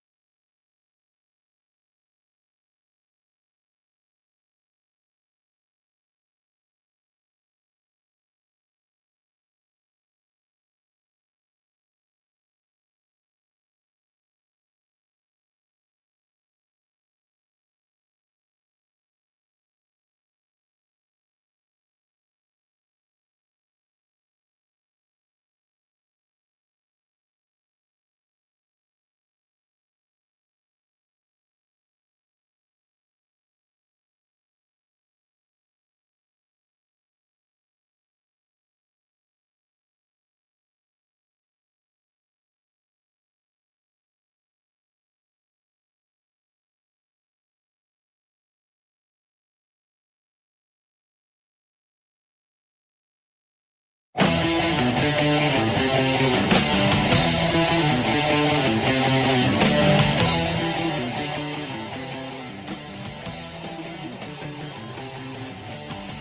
you punch us back, we're going to smile at you. And when you knock us down, we're going to get up. And on the way up, we're going to bite a kneecap off. Home run! Home run! He hit it a mile! Let's give them the keys to the Hall of Fame, but not tonight. Tonight they are in the Stanley Cup. Steve Eisenman, come get it. It feels like cool. Heaven must be lying. I got one question for you, Michigan Nation. Who's got it better than us?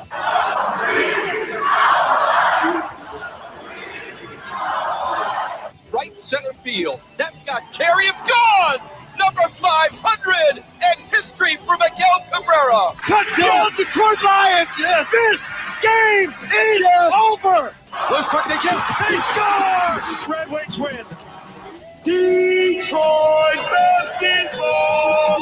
Detroit basketball into the playoffs for the first time in 6 years. Welcome, everybody, to the final hour of X's and Bros on this Monday. We are with you Monday through Friday, 6 until 9, and we are brought to you this hour by Soaring Eagle Casino and Resort. Just prior to the break, somebody had commented via text, and you can always text us, Sports Radio 21,000, or call us on the Meyer hotline, 866-838-4843. They texted us and said, I'm all in on Torkelson, really impressed with him right now. Remember this, I mean, through the first 9 games of a year ago, he had 9 hits. This year he has 11.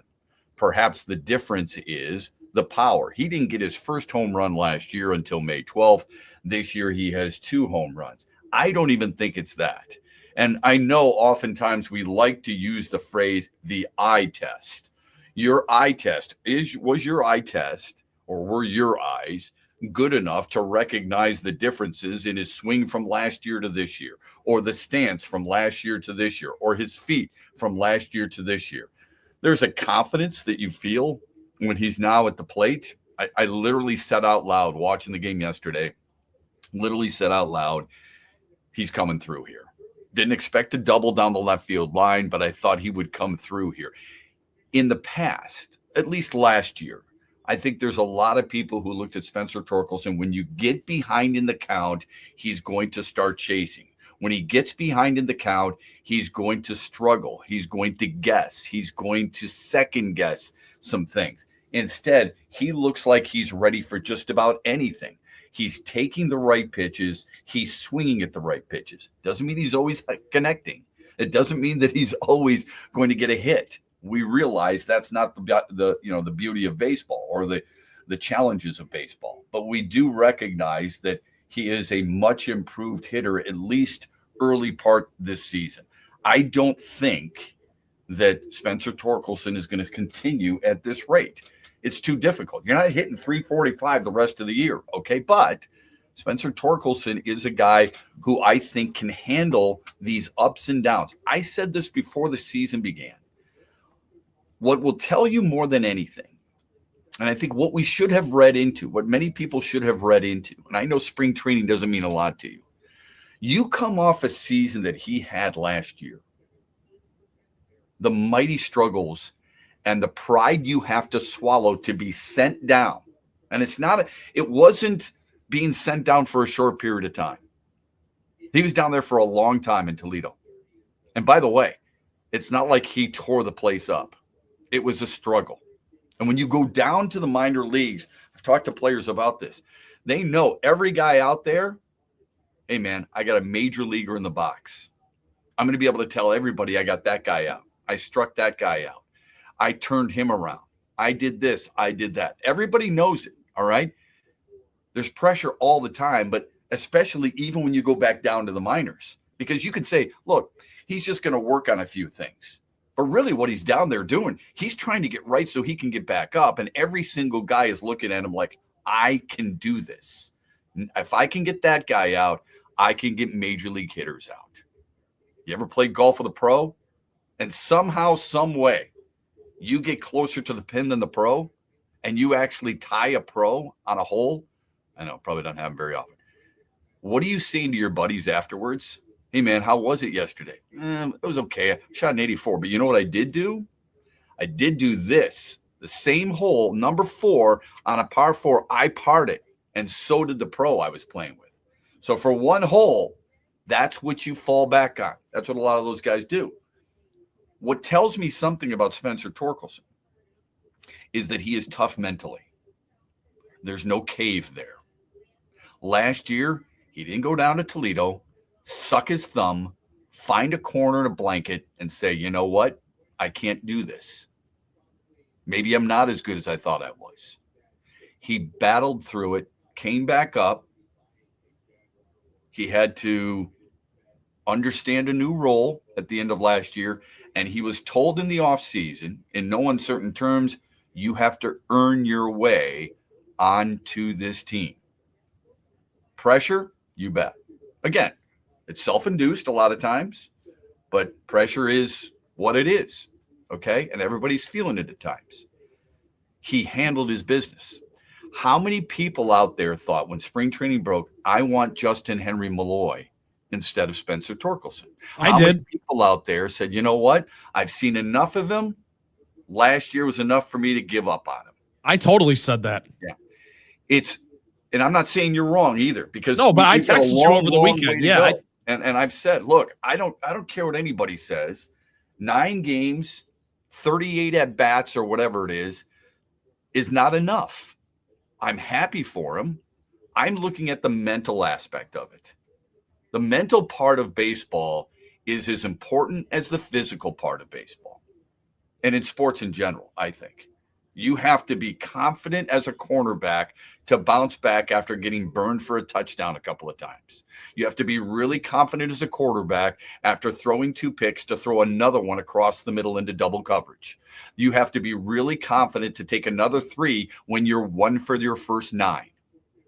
And in baseball, when you're going through a stretch where you're 1 for 15, to dig in there and say, it's okay, I know I'm a good hitter. Everybody questions yourself. Have you ever stood over a golf ball in a rec game or a recreational time with your friends, right? You're just going out there playing with your buddies. And any negative thoughts cross your mind ever when you're teeing it up or you're putting for 25 cents, you're putting for a green? It happens. Right? Think about it. No, it happens almost every lot, time, right? You're playing billiards with your buddies at the pool or at the bar, and you know what? You got to make this 8 ball. Yeah. And there's a little bit of green grass in between, right? And you're like green felt in between. You're like, I got to shave this. This is for $10, whatever. It pressure, happens, right? The self-induced pressure. The same thing happens with athletes, believe it or not. Even though they should be the most confident because of what they've been able to accomplish in their career. So his ability to bounce back from at the end of last year and going into this year, knowing so many people were actually doubting him and that the organization was telling him, well, you've got to prove yourself. There's nothing going to be handed to you, which I applaud the organization for doing. There's nothing going to be handed to you. And him responded the way he did. Are you glad they took him north now? Yes. It doesn't mean that he's arrived. It doesn't mean that he's going to be an all-star. It doesn't mean that he's the long-term solution yet. But he has shown, he has proven to you that his mental capacity is pretty tough. Not an easy thing to do, what he came back from. His mental toughness is there. The swing looks there. And by the way, defensively, have you noticed at all? Couple of scoops out of the dirt, really a couple of nice plays backhanded, a throw to second base. One throw was bad, okay, because he was trying to do too much from his knees. But another throw to start a double play was really good. He does it as well as just about anybody. I'm not saying he's the second coming of Paul Goldschmidt or Keith Hernandez. I'm just saying he's pretty damn good at first base. He's a lot better than Colt Keith is. Yeah, I was going to say, probably not a hot take, but I don't think Colt Keith is going back to first once Gleyber Torres is back. That's going to be an interesting thing to monitor. I think he is. You think Colt Keith's going back to first? Yes, I do. Yep. Wow. You've made your commitment. You're paying $15 million. Yes, but it's okay to change it's okay to change. It's 9 games. Your stance. I know it's 9 games. He's going to use Torkelson as a DH. He'll get some starts at first base, but he would be anyway. Okay. Where are you going to play Colt Keith? He leads your team in on-base percentage, by the way. Second. Trade Gleyber Torres. Oh my gosh. Dude, you're in the media now. You've got to be. You can't be fan guy. I mean, you've got to think about it a little bit. You're not trading Gleyber Torres after 10 games. All right, we got to take time out. Yeah. Hero and heel when we come back. Stay with us. No sticks, no pucks, no goals, and no holds barred. It's Bare Knuckles Ice Walls. Coming to Soaring Eagle Casino and Resort Saturday, June 14th. One 900-square-foot ice box, 90-second rounds, 2 combat fighters, and they're on skates. Bare Knuckles Ice Walls. Tickets starting at $50 on sale now at box office or etix.com. History in the making. June 14th at Soaring Eagle. Doors at 6. Show at SoaringEagleCasino.com. Bare Knuckles Ice Walls. Who needs a pub? Hear that? That's the sound of saving a good deal more when you shop with MPerks at Meijer. Some delicious blueberries, money saved. A creamy treat of cookie dough ice cream, that's money saved. Savings, savings, savings. Because every dollar spent is also 10 points earned in MPerks, which you can use to save on your next grocery trip or up to $1 off per gallon on your next tank of gas. At Meijer, we work hard to help you save a good deal more for a whole lot less. That's bringing more good to life. Exclusions apply. See MPerks.com for details. There's a new player in town. Hi, I'm Herman Moore, Lions All-Pro wide receiver, and I'm talking about Eagle Casino and Sports, the real money mobile casino. It's so easy to play. You can go from wager to winner to wallet, just like that. Sign up now and we'll match your deposit up to $1,500. Or you can get a risk-free bet up to $1,000. Eagle Casino and Sports, made in Michigan, made for Michigan. Must be 21 or older and in Michigan to play. You're listening to X's and Bros with Matt Shepard on the Michigan Sports Network. And if you missed any of today's show, be sure to check out our podcast on Spotify, Apple Podcasts, or anywhere you find your podcasts to find the greatest hits from every day's show.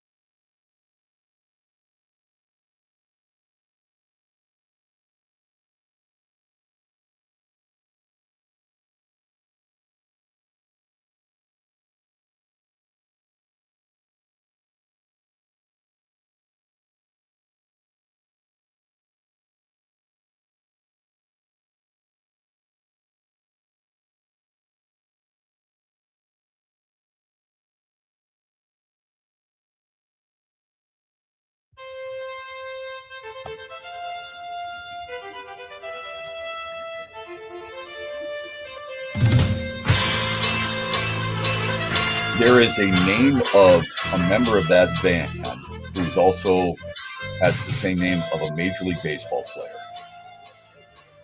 Can you name who that is? No. Enlighten me. Steve Howe. Nice. And Steve Howe, the former LA Dodger. And Steve Howe, I believe, what is the connection Steve Howe has to the state of Michigan? Does he not have wasn't he born in Metro Detroit, I believe? I believe he was born in Metro Detroit. I believe he grew up in Michigan.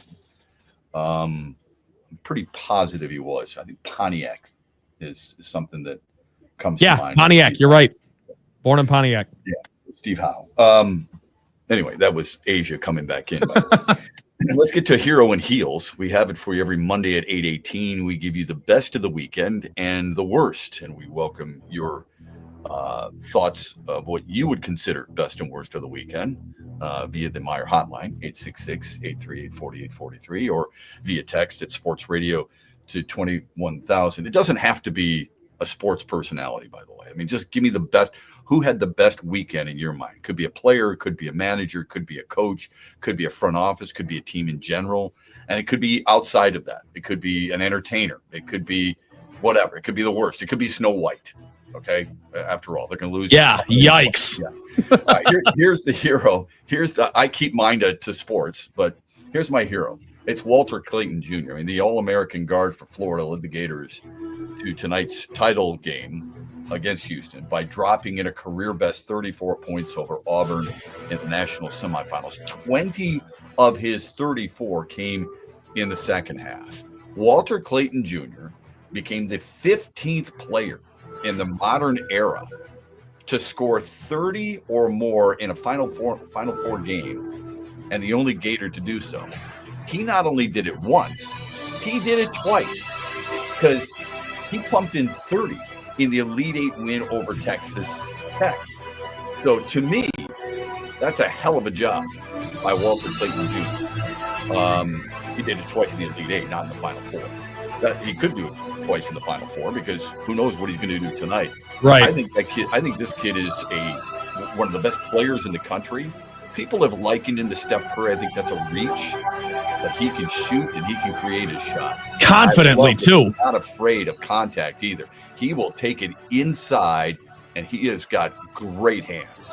Really like him. Walter Clayton Jr., the All-American guard from Florida, is my hero. How about you? That's a great answer, Shep. The layup here is Alexander Ovechkin, but I'll go Wayne Gretzky.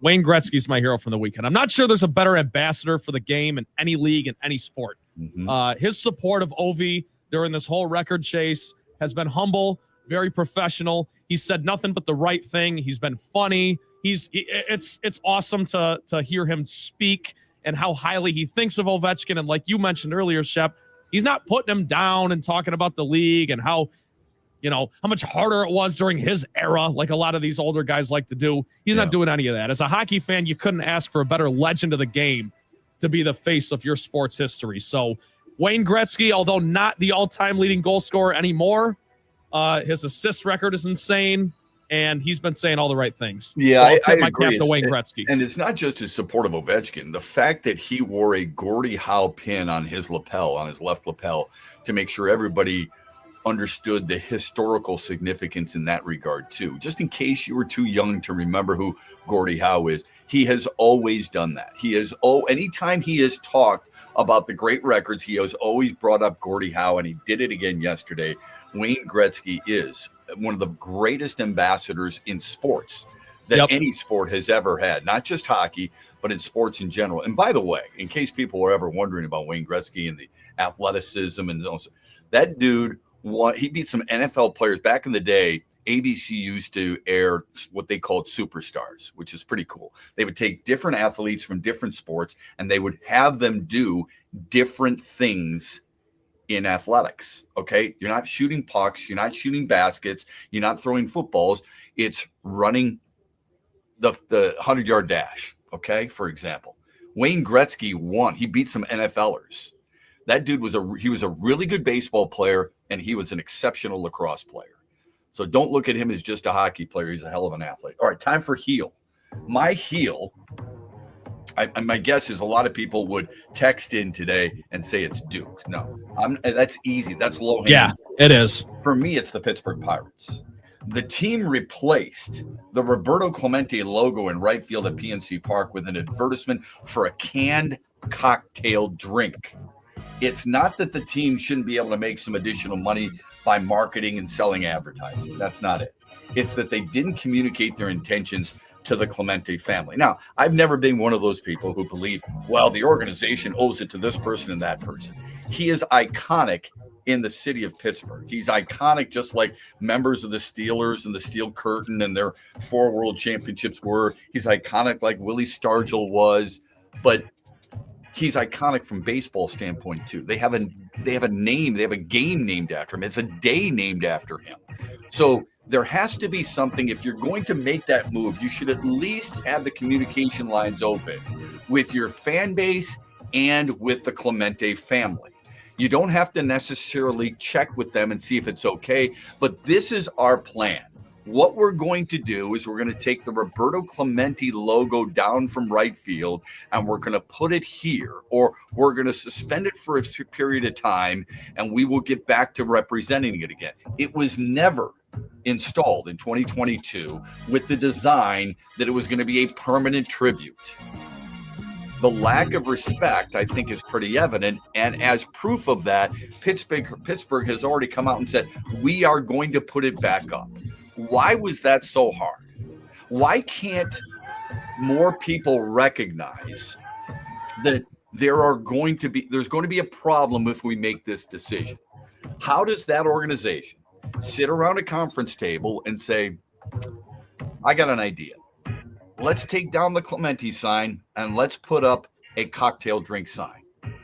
Question in the back of the room. What do we do with the Clemente sign, sir? Well, nothing. We're going to just put it in storage.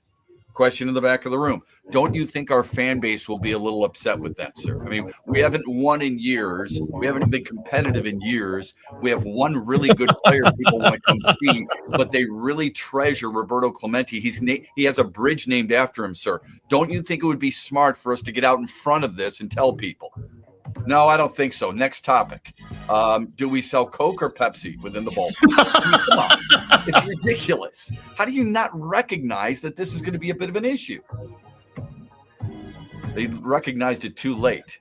Now they look like, a team that caves to pressure from people when it could have been avoided. Pittsburgh Pirates are my heel. Good call.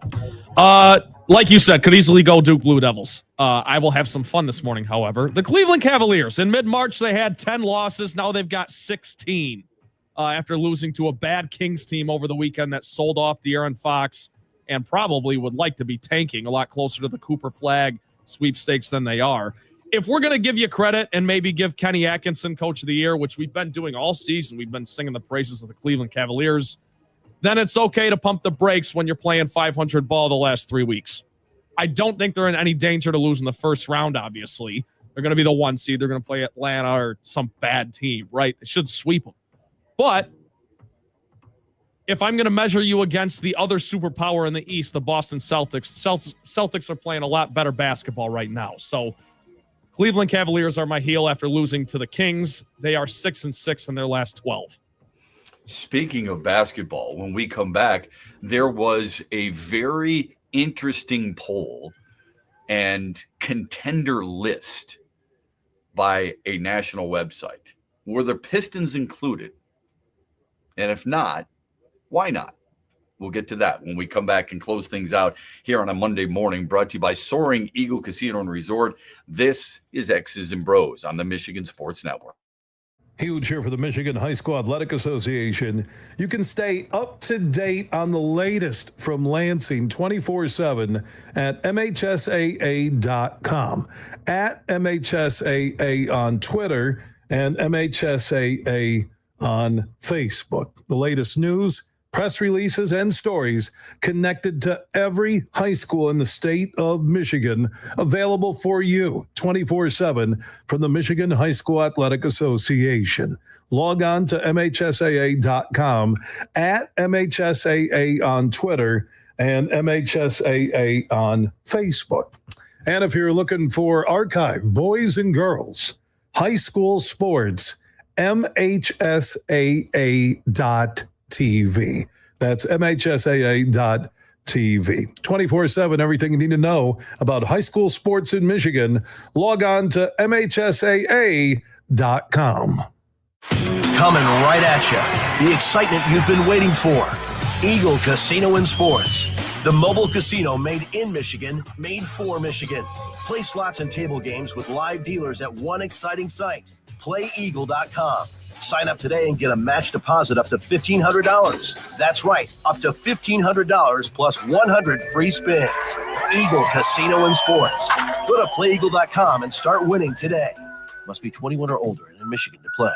You're listening to X's and Bros with Matt Shepard on the Michigan Sports Network. And if you missed any of today's show, be sure to check out our podcast on Spotify, Apple Podcasts, or anywhere you find your podcasts to find the greatest hits from every day's show. Hear that? That's the sound of saving a good deal more when you shop with MPerks at Meijer. Some delicious blueberries, money saved. A creamy treat of cookie dough ice cream, that's money saved. Savings, savings, savings. Because every dollar spent is also 10 points earned in MPerks, which you can use to save on your next grocery trip or up to $1 off per gallon on your next tank of gas. At Meijer, we work hard to help you save a good deal more for a whole lot less. That's bringing more good to life. Exclusions apply. See MPerks.com for details. Coming up later today at 3 on the Huge Show on the Michigan Sports Network, I'll deliver huge opinions on everything you're talking about.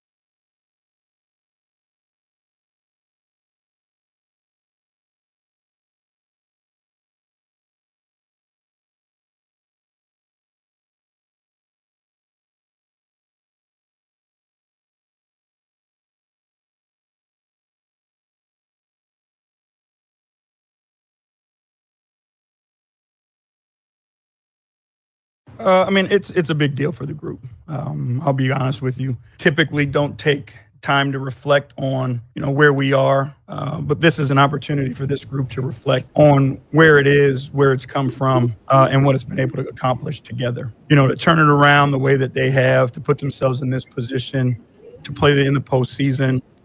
It's a big deal. And it's a credit to the organization. It's a credit to each one of those guys in the locker room. I'm extremely proud to be a part of it and be able to work with these guys every single day. Their commitment to one another has been unmatched. Their willingness to allow us to coach them, whatever it is that we've asked them to do, they just go out and lay their hearts out there and try to go get it done. JD Bickerstaff following his team's clinching of the playoffs for the first time in 6 years. Now they kind of play things out for the next 4 games, 3 of them at home, 2 against the Bucks, by the way, 1 against the Knicks. The Knicks, they are 2-1 against the Knicks so far this season. They are 1-3 against the Indiana Pacers, and they are 0-2 against Milwaukee, but still have a chance to, tie the Bucks for the season series. Right now, a game back of Milwaukee for the number 5 seed. Indiana's an underrated team. I'm not saying they're better than Boston or Cleveland, but I think they're an underrated team in the East. I think we look at Indiana and think to ourselves, well, who's their superstar? Tyrese Halliburton's a hell of a player. That's what I think a lot of people would go to. I would take him in a lot of different situations. I'm not saying I'd take him as my number 1 pick as a point guard overall. I'm not suggesting that he would be better suited in a Detroit uniform than Cade Cunningham. I'm just telling you, I think he's a really good player, and I think he's underrated, and I think he's the primary reason Indiana is the number 4 seed. That's gonna be a difficult matchup for sure. So Detroit's got Sacramento today. They've got the Knicks on Thursday at home, and then Friday and Sunday against Milwaukee. The first one at home, the last one on the road in Milwaukee against the Bucks. So let's see what happens with that. And it's fun at this time of the year to be talking about it, since we don't always or haven't been able to be in that situation for a long, long time. ESPN.com has written an article, ESPN Plus, NBA contenders, their top weakness, and who can exploit them. So I thought to myself, is Detroit a contender? Would you consider Detroit a contender? Most people in Detroit would immediately say yes. And I think that's where sometimes our heart gets in the way. Yeah. We have been used to seeing teams like, well, the Tigers last year, and nobody thought we could do what we did, but I didn't think you did either. It was a 0.2% chance of making the playoffs when they made their final push, and then beating Houston. And then it was like, yes, you see what we can do. Don't underestimate the D. And now the same thing happens for the Pistons, right? Cleveland's better. Boston is better. Indiana is better. And I think the Knicks are better. ESPN Plus thinks there's only 3 teams at least. When they talk about contenders in the East, they bring up Cleveland, they bring up Boston first, Cleveland, and the Knicks. And perhaps, and I would giggle all the way to the microphone if Detroit beat the Knicks in a playoff series. I would love it, man. It would be awesome. I don't think that's necessarily going to happen, but I've been wrong plenty about things in the past. And I think our expectations will be in the first round, look, Detroit, if for no other reason, they're going to be a tough out. But that shouldn't be enough. You want more? It's okay to want more, because your team has proven, look, I just said, they're 2-1 against the Knicks so far this year. They've got another game against New York. If they went 3-1 against the Knicks during the regular season, and then they met them in the playoffs, tell me you wouldn't expect them to win that series. Bullcrap, you would.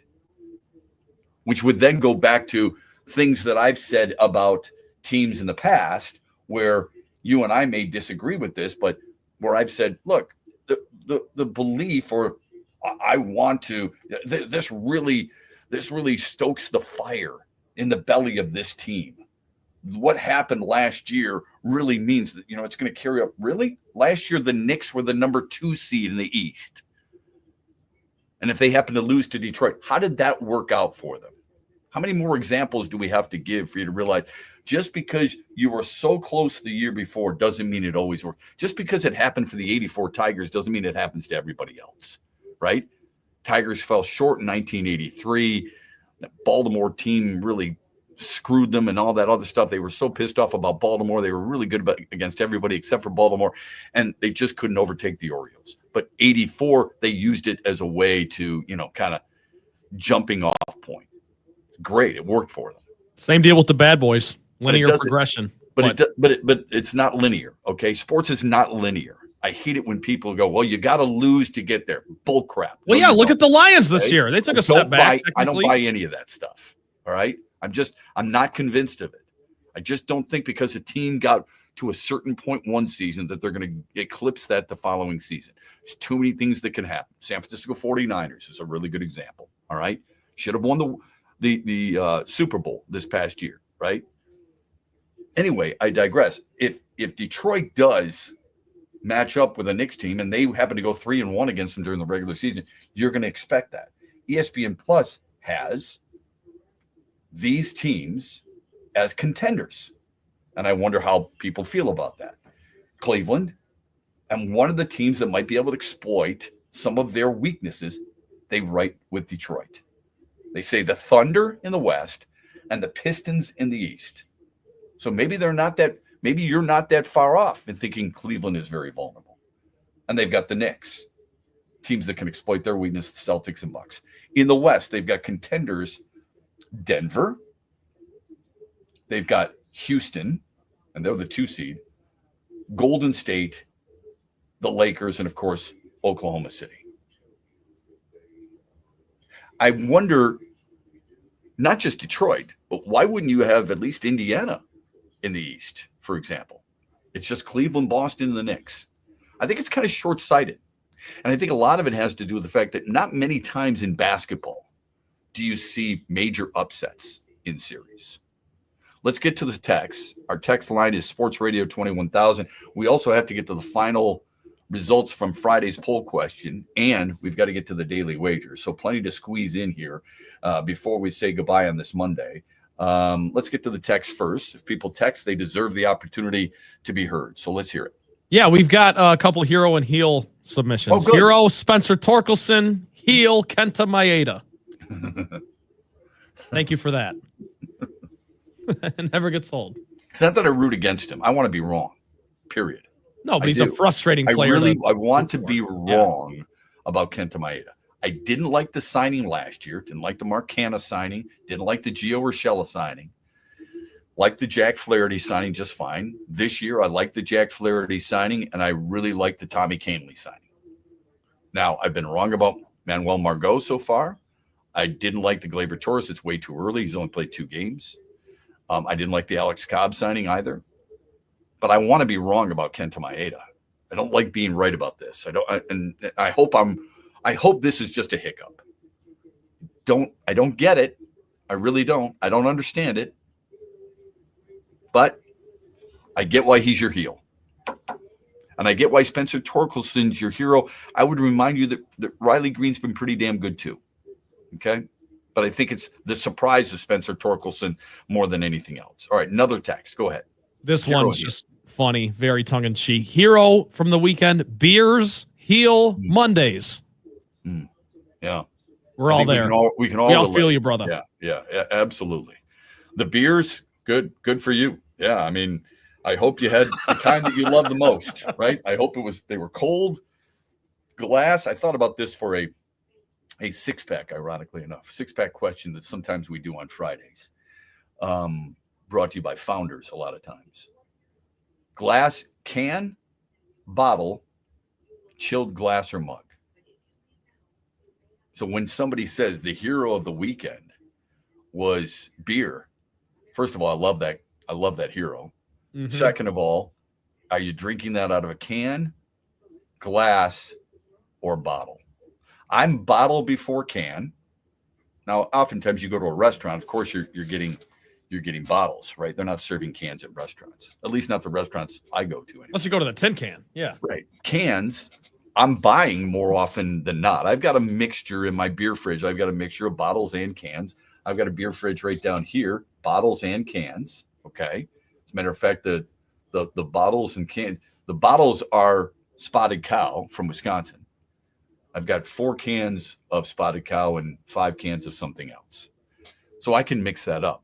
But I find myself more and more when we look at the hero of beer, and really you could use that every single Monday. In all fairness to the texter, easily every Monday at 8:18, it's a layup. If you or I said our hero is beer, you're going to say you're wrong? I mean, come on. If you're going to say you're wrong, we're going to have to put the boxing gloves on, because you're definitely right about that. Yep. I find myself more and more saying, you know what, I'll take it in a chilled glass. The problem I have is I seem to drink more out of a glass than I do anything else. Me too, because it I wonder why that flows is. a lot easier. It's something about it. You're drinking out of a cup instead of the I didn't tiny say little cup. opening. I'm not talking about a solo cup here. I know. I'm The not at a glass. kegger. Yeah, I got you. Okay. All right. Just want you to know. I'm not at a Michigan State kegger. I just want you to know. I'm Important clarification. I'm talking about a glass, a nice glass, a nice chilled glass or mug. Okay. Here's the one other question. Then we'll get to the results of the poll question. You've got the glass. You finished your first glass of beer. Waiter or waitress comes by and says, another, and I'll say, I'll do this again. Do you ask for a new glass? Do you? Yes. Okay, I would guess you would. Yeah. Because the whole point is if you want the chilled glass on the first one, you're going to want it on the second one. Right now. No doubt. That glass is still cold, but it's not going to be as cold as it was on the first one. Right. What's interesting is when I'm at home and we're entertaining folks and so on and so forth, I'm just using the same glass. Yeah. Because I don't want to do the dishes. All right, let's get to the final results of the poll question. On Friday, we asked you this. I think we got a pretty good idea of this. What's the best Michigan sports tradition, right? That was the poll question? Yes. I believe, yeah. Tigers opening day. Red Wings training camp in Traverse City. I don't know if you've ever been there. It is awesome. I'd love to play in the golf outing. I don't get a chance to. But going up to Traverse City, there's something special about going to Traverse City knowing that the Red Wings are there for training camp. The city embraces it. The team loves it. I think it's really cool. The college football season opener or hunting season. What was the winner? 4 good options, but Tigers opening day ran away. 69%. 19% said college football kickoff. 10% said hunting season. And only 2% said Red Wings in Traverse City. Tigers opening day. 69%. I got to be honest with you. I thought it would be closer to like 80. I thought this might be the biggest runaway of anything we've ever had. I'm glad it was as quote unquote close as it was, or dispersed like it was. I think that's pretty cool. Yeah. All right. We had the daily wager. I think you won the daily wager. I'm pretty sure you won the daily wager. Remind folks of what it was, and then what do we have for today or tonight? Now, remember, folks, today the Tigers game has been moved to 3:00 against the Yankees. It'll be Mize against Carlos Rodon. And then tomorrow and Wednesday, those games are at 1:00 because of the cold weather, apparently. So another, I don't know how cold it's going to be, but it's another one of those things where people are like, baseball, really? I mean, yeah. Come on, can you toughen up a little bit? I remember it was 2019, Miguel Cabrera homered. The snow was, I mean, you could barely see the baseball. He slid into second base thinking it was a double when it was a home run. And that was a really cool scene, but it was cold. And now they're taking cold into consideration and moving it to 3:00. I don't know what it does for folks who have tickets to the game. I mean, you got to leave work now. How are you going to get your kids there if they're in school? Anyway, what was the daily wager, and what do you got today? Well, Friday was opening day, and I took the Tigers to score in the first inning. That was kind of a fun one. We had a good week last week with the daily wager. We went 4-1. But yeah, Kerry Carpenter homered off the pole for the winner. Yeah. So we'll roll that over. I'm not going to overthink this one, Shep, tonight. I'm just going to take Florida money line. Florida playing Houston for the national championship. Oh, okay. Walter Clayton Jr., your hero for the weekend. I think he keeps it rolling. I just think Florida's the better team, and it's their time. So give me Florida tonight. Did you think Duke was a better team against Houston? You know what? I think Duke is a better team, yes, but I think Houston. So you were wrong there. I was. Yeah. But Houston just grinds, man. They're fun to watch. in that way. They've got that 6th-year senior. That was going to be my next question to you. Are they fun to watch? Because I don't know if you know who Adam Rittenberg is. He's been on the show before. Adam Rittenberg from ESPN. He said, look, I've tried to watch Houston, and he said, I can't. Not for everybody. It's not for everybody. So when you say they're fun to watch, I think that's interesting. Look, to each his own, right? What you may find fun, others may not. I loved watching the bad boys play, and they were better offensively than people give them credit for, but they were known for their defense. Yeah. And your team, your favorite team, is known for its defense. Okay, the going to work Pistons. Houston is the best defensive team in the country. They're not super gifted offensively. No. Are they really fun to watch, do you think? See, you bring up a great question. I think to the masses, no. But to me, I love watching Houston. Because you like watching defense? Yes. Okay. In basketball? Yep. Defense, transition. I like a good pitching duel every now and then. Okay. What about football? No. Football, I want points, baby. Give me 35-32 over the 13-3 game all day long. Why would that be? I don't know. Because I'm crazy. That's interesting. Well, only you like low-scoring football games? I respect the hell. Or you out appreciate them? I really appreciate it. I think a lot of it depends. Is it really good defense or is it really bad offense? You know, there is a difference. You know, if it's 3rd down and 8, and the offense and you're at your own 40-yard line, and the offensive coordinator's calling a run play against an 8-man box, I think that's bad offense more than good defense. So I kind of take all that into account. I can truly appreciate a really good defensive game. I would say if you have 2 hockey teams and they combine for 32 shots and a 2-1 win, that's a bad game. Yeah. It's not an entertaining game. I shouldn't say it's a bad game. It's not an entertaining game. Hockey's the one where I don't love defense. I'll say that. I'd rather see goals. I think you have to score, man. I do. I think you have to score. And I don't think it's very fun watching a basketball team shoot 38%. So how much is enough? It all depends on how you feel. All depends on how you feel and the 2 teams you got that you're watching. Good stuff via the text. We appreciate it as always. We appreciate the phone calls.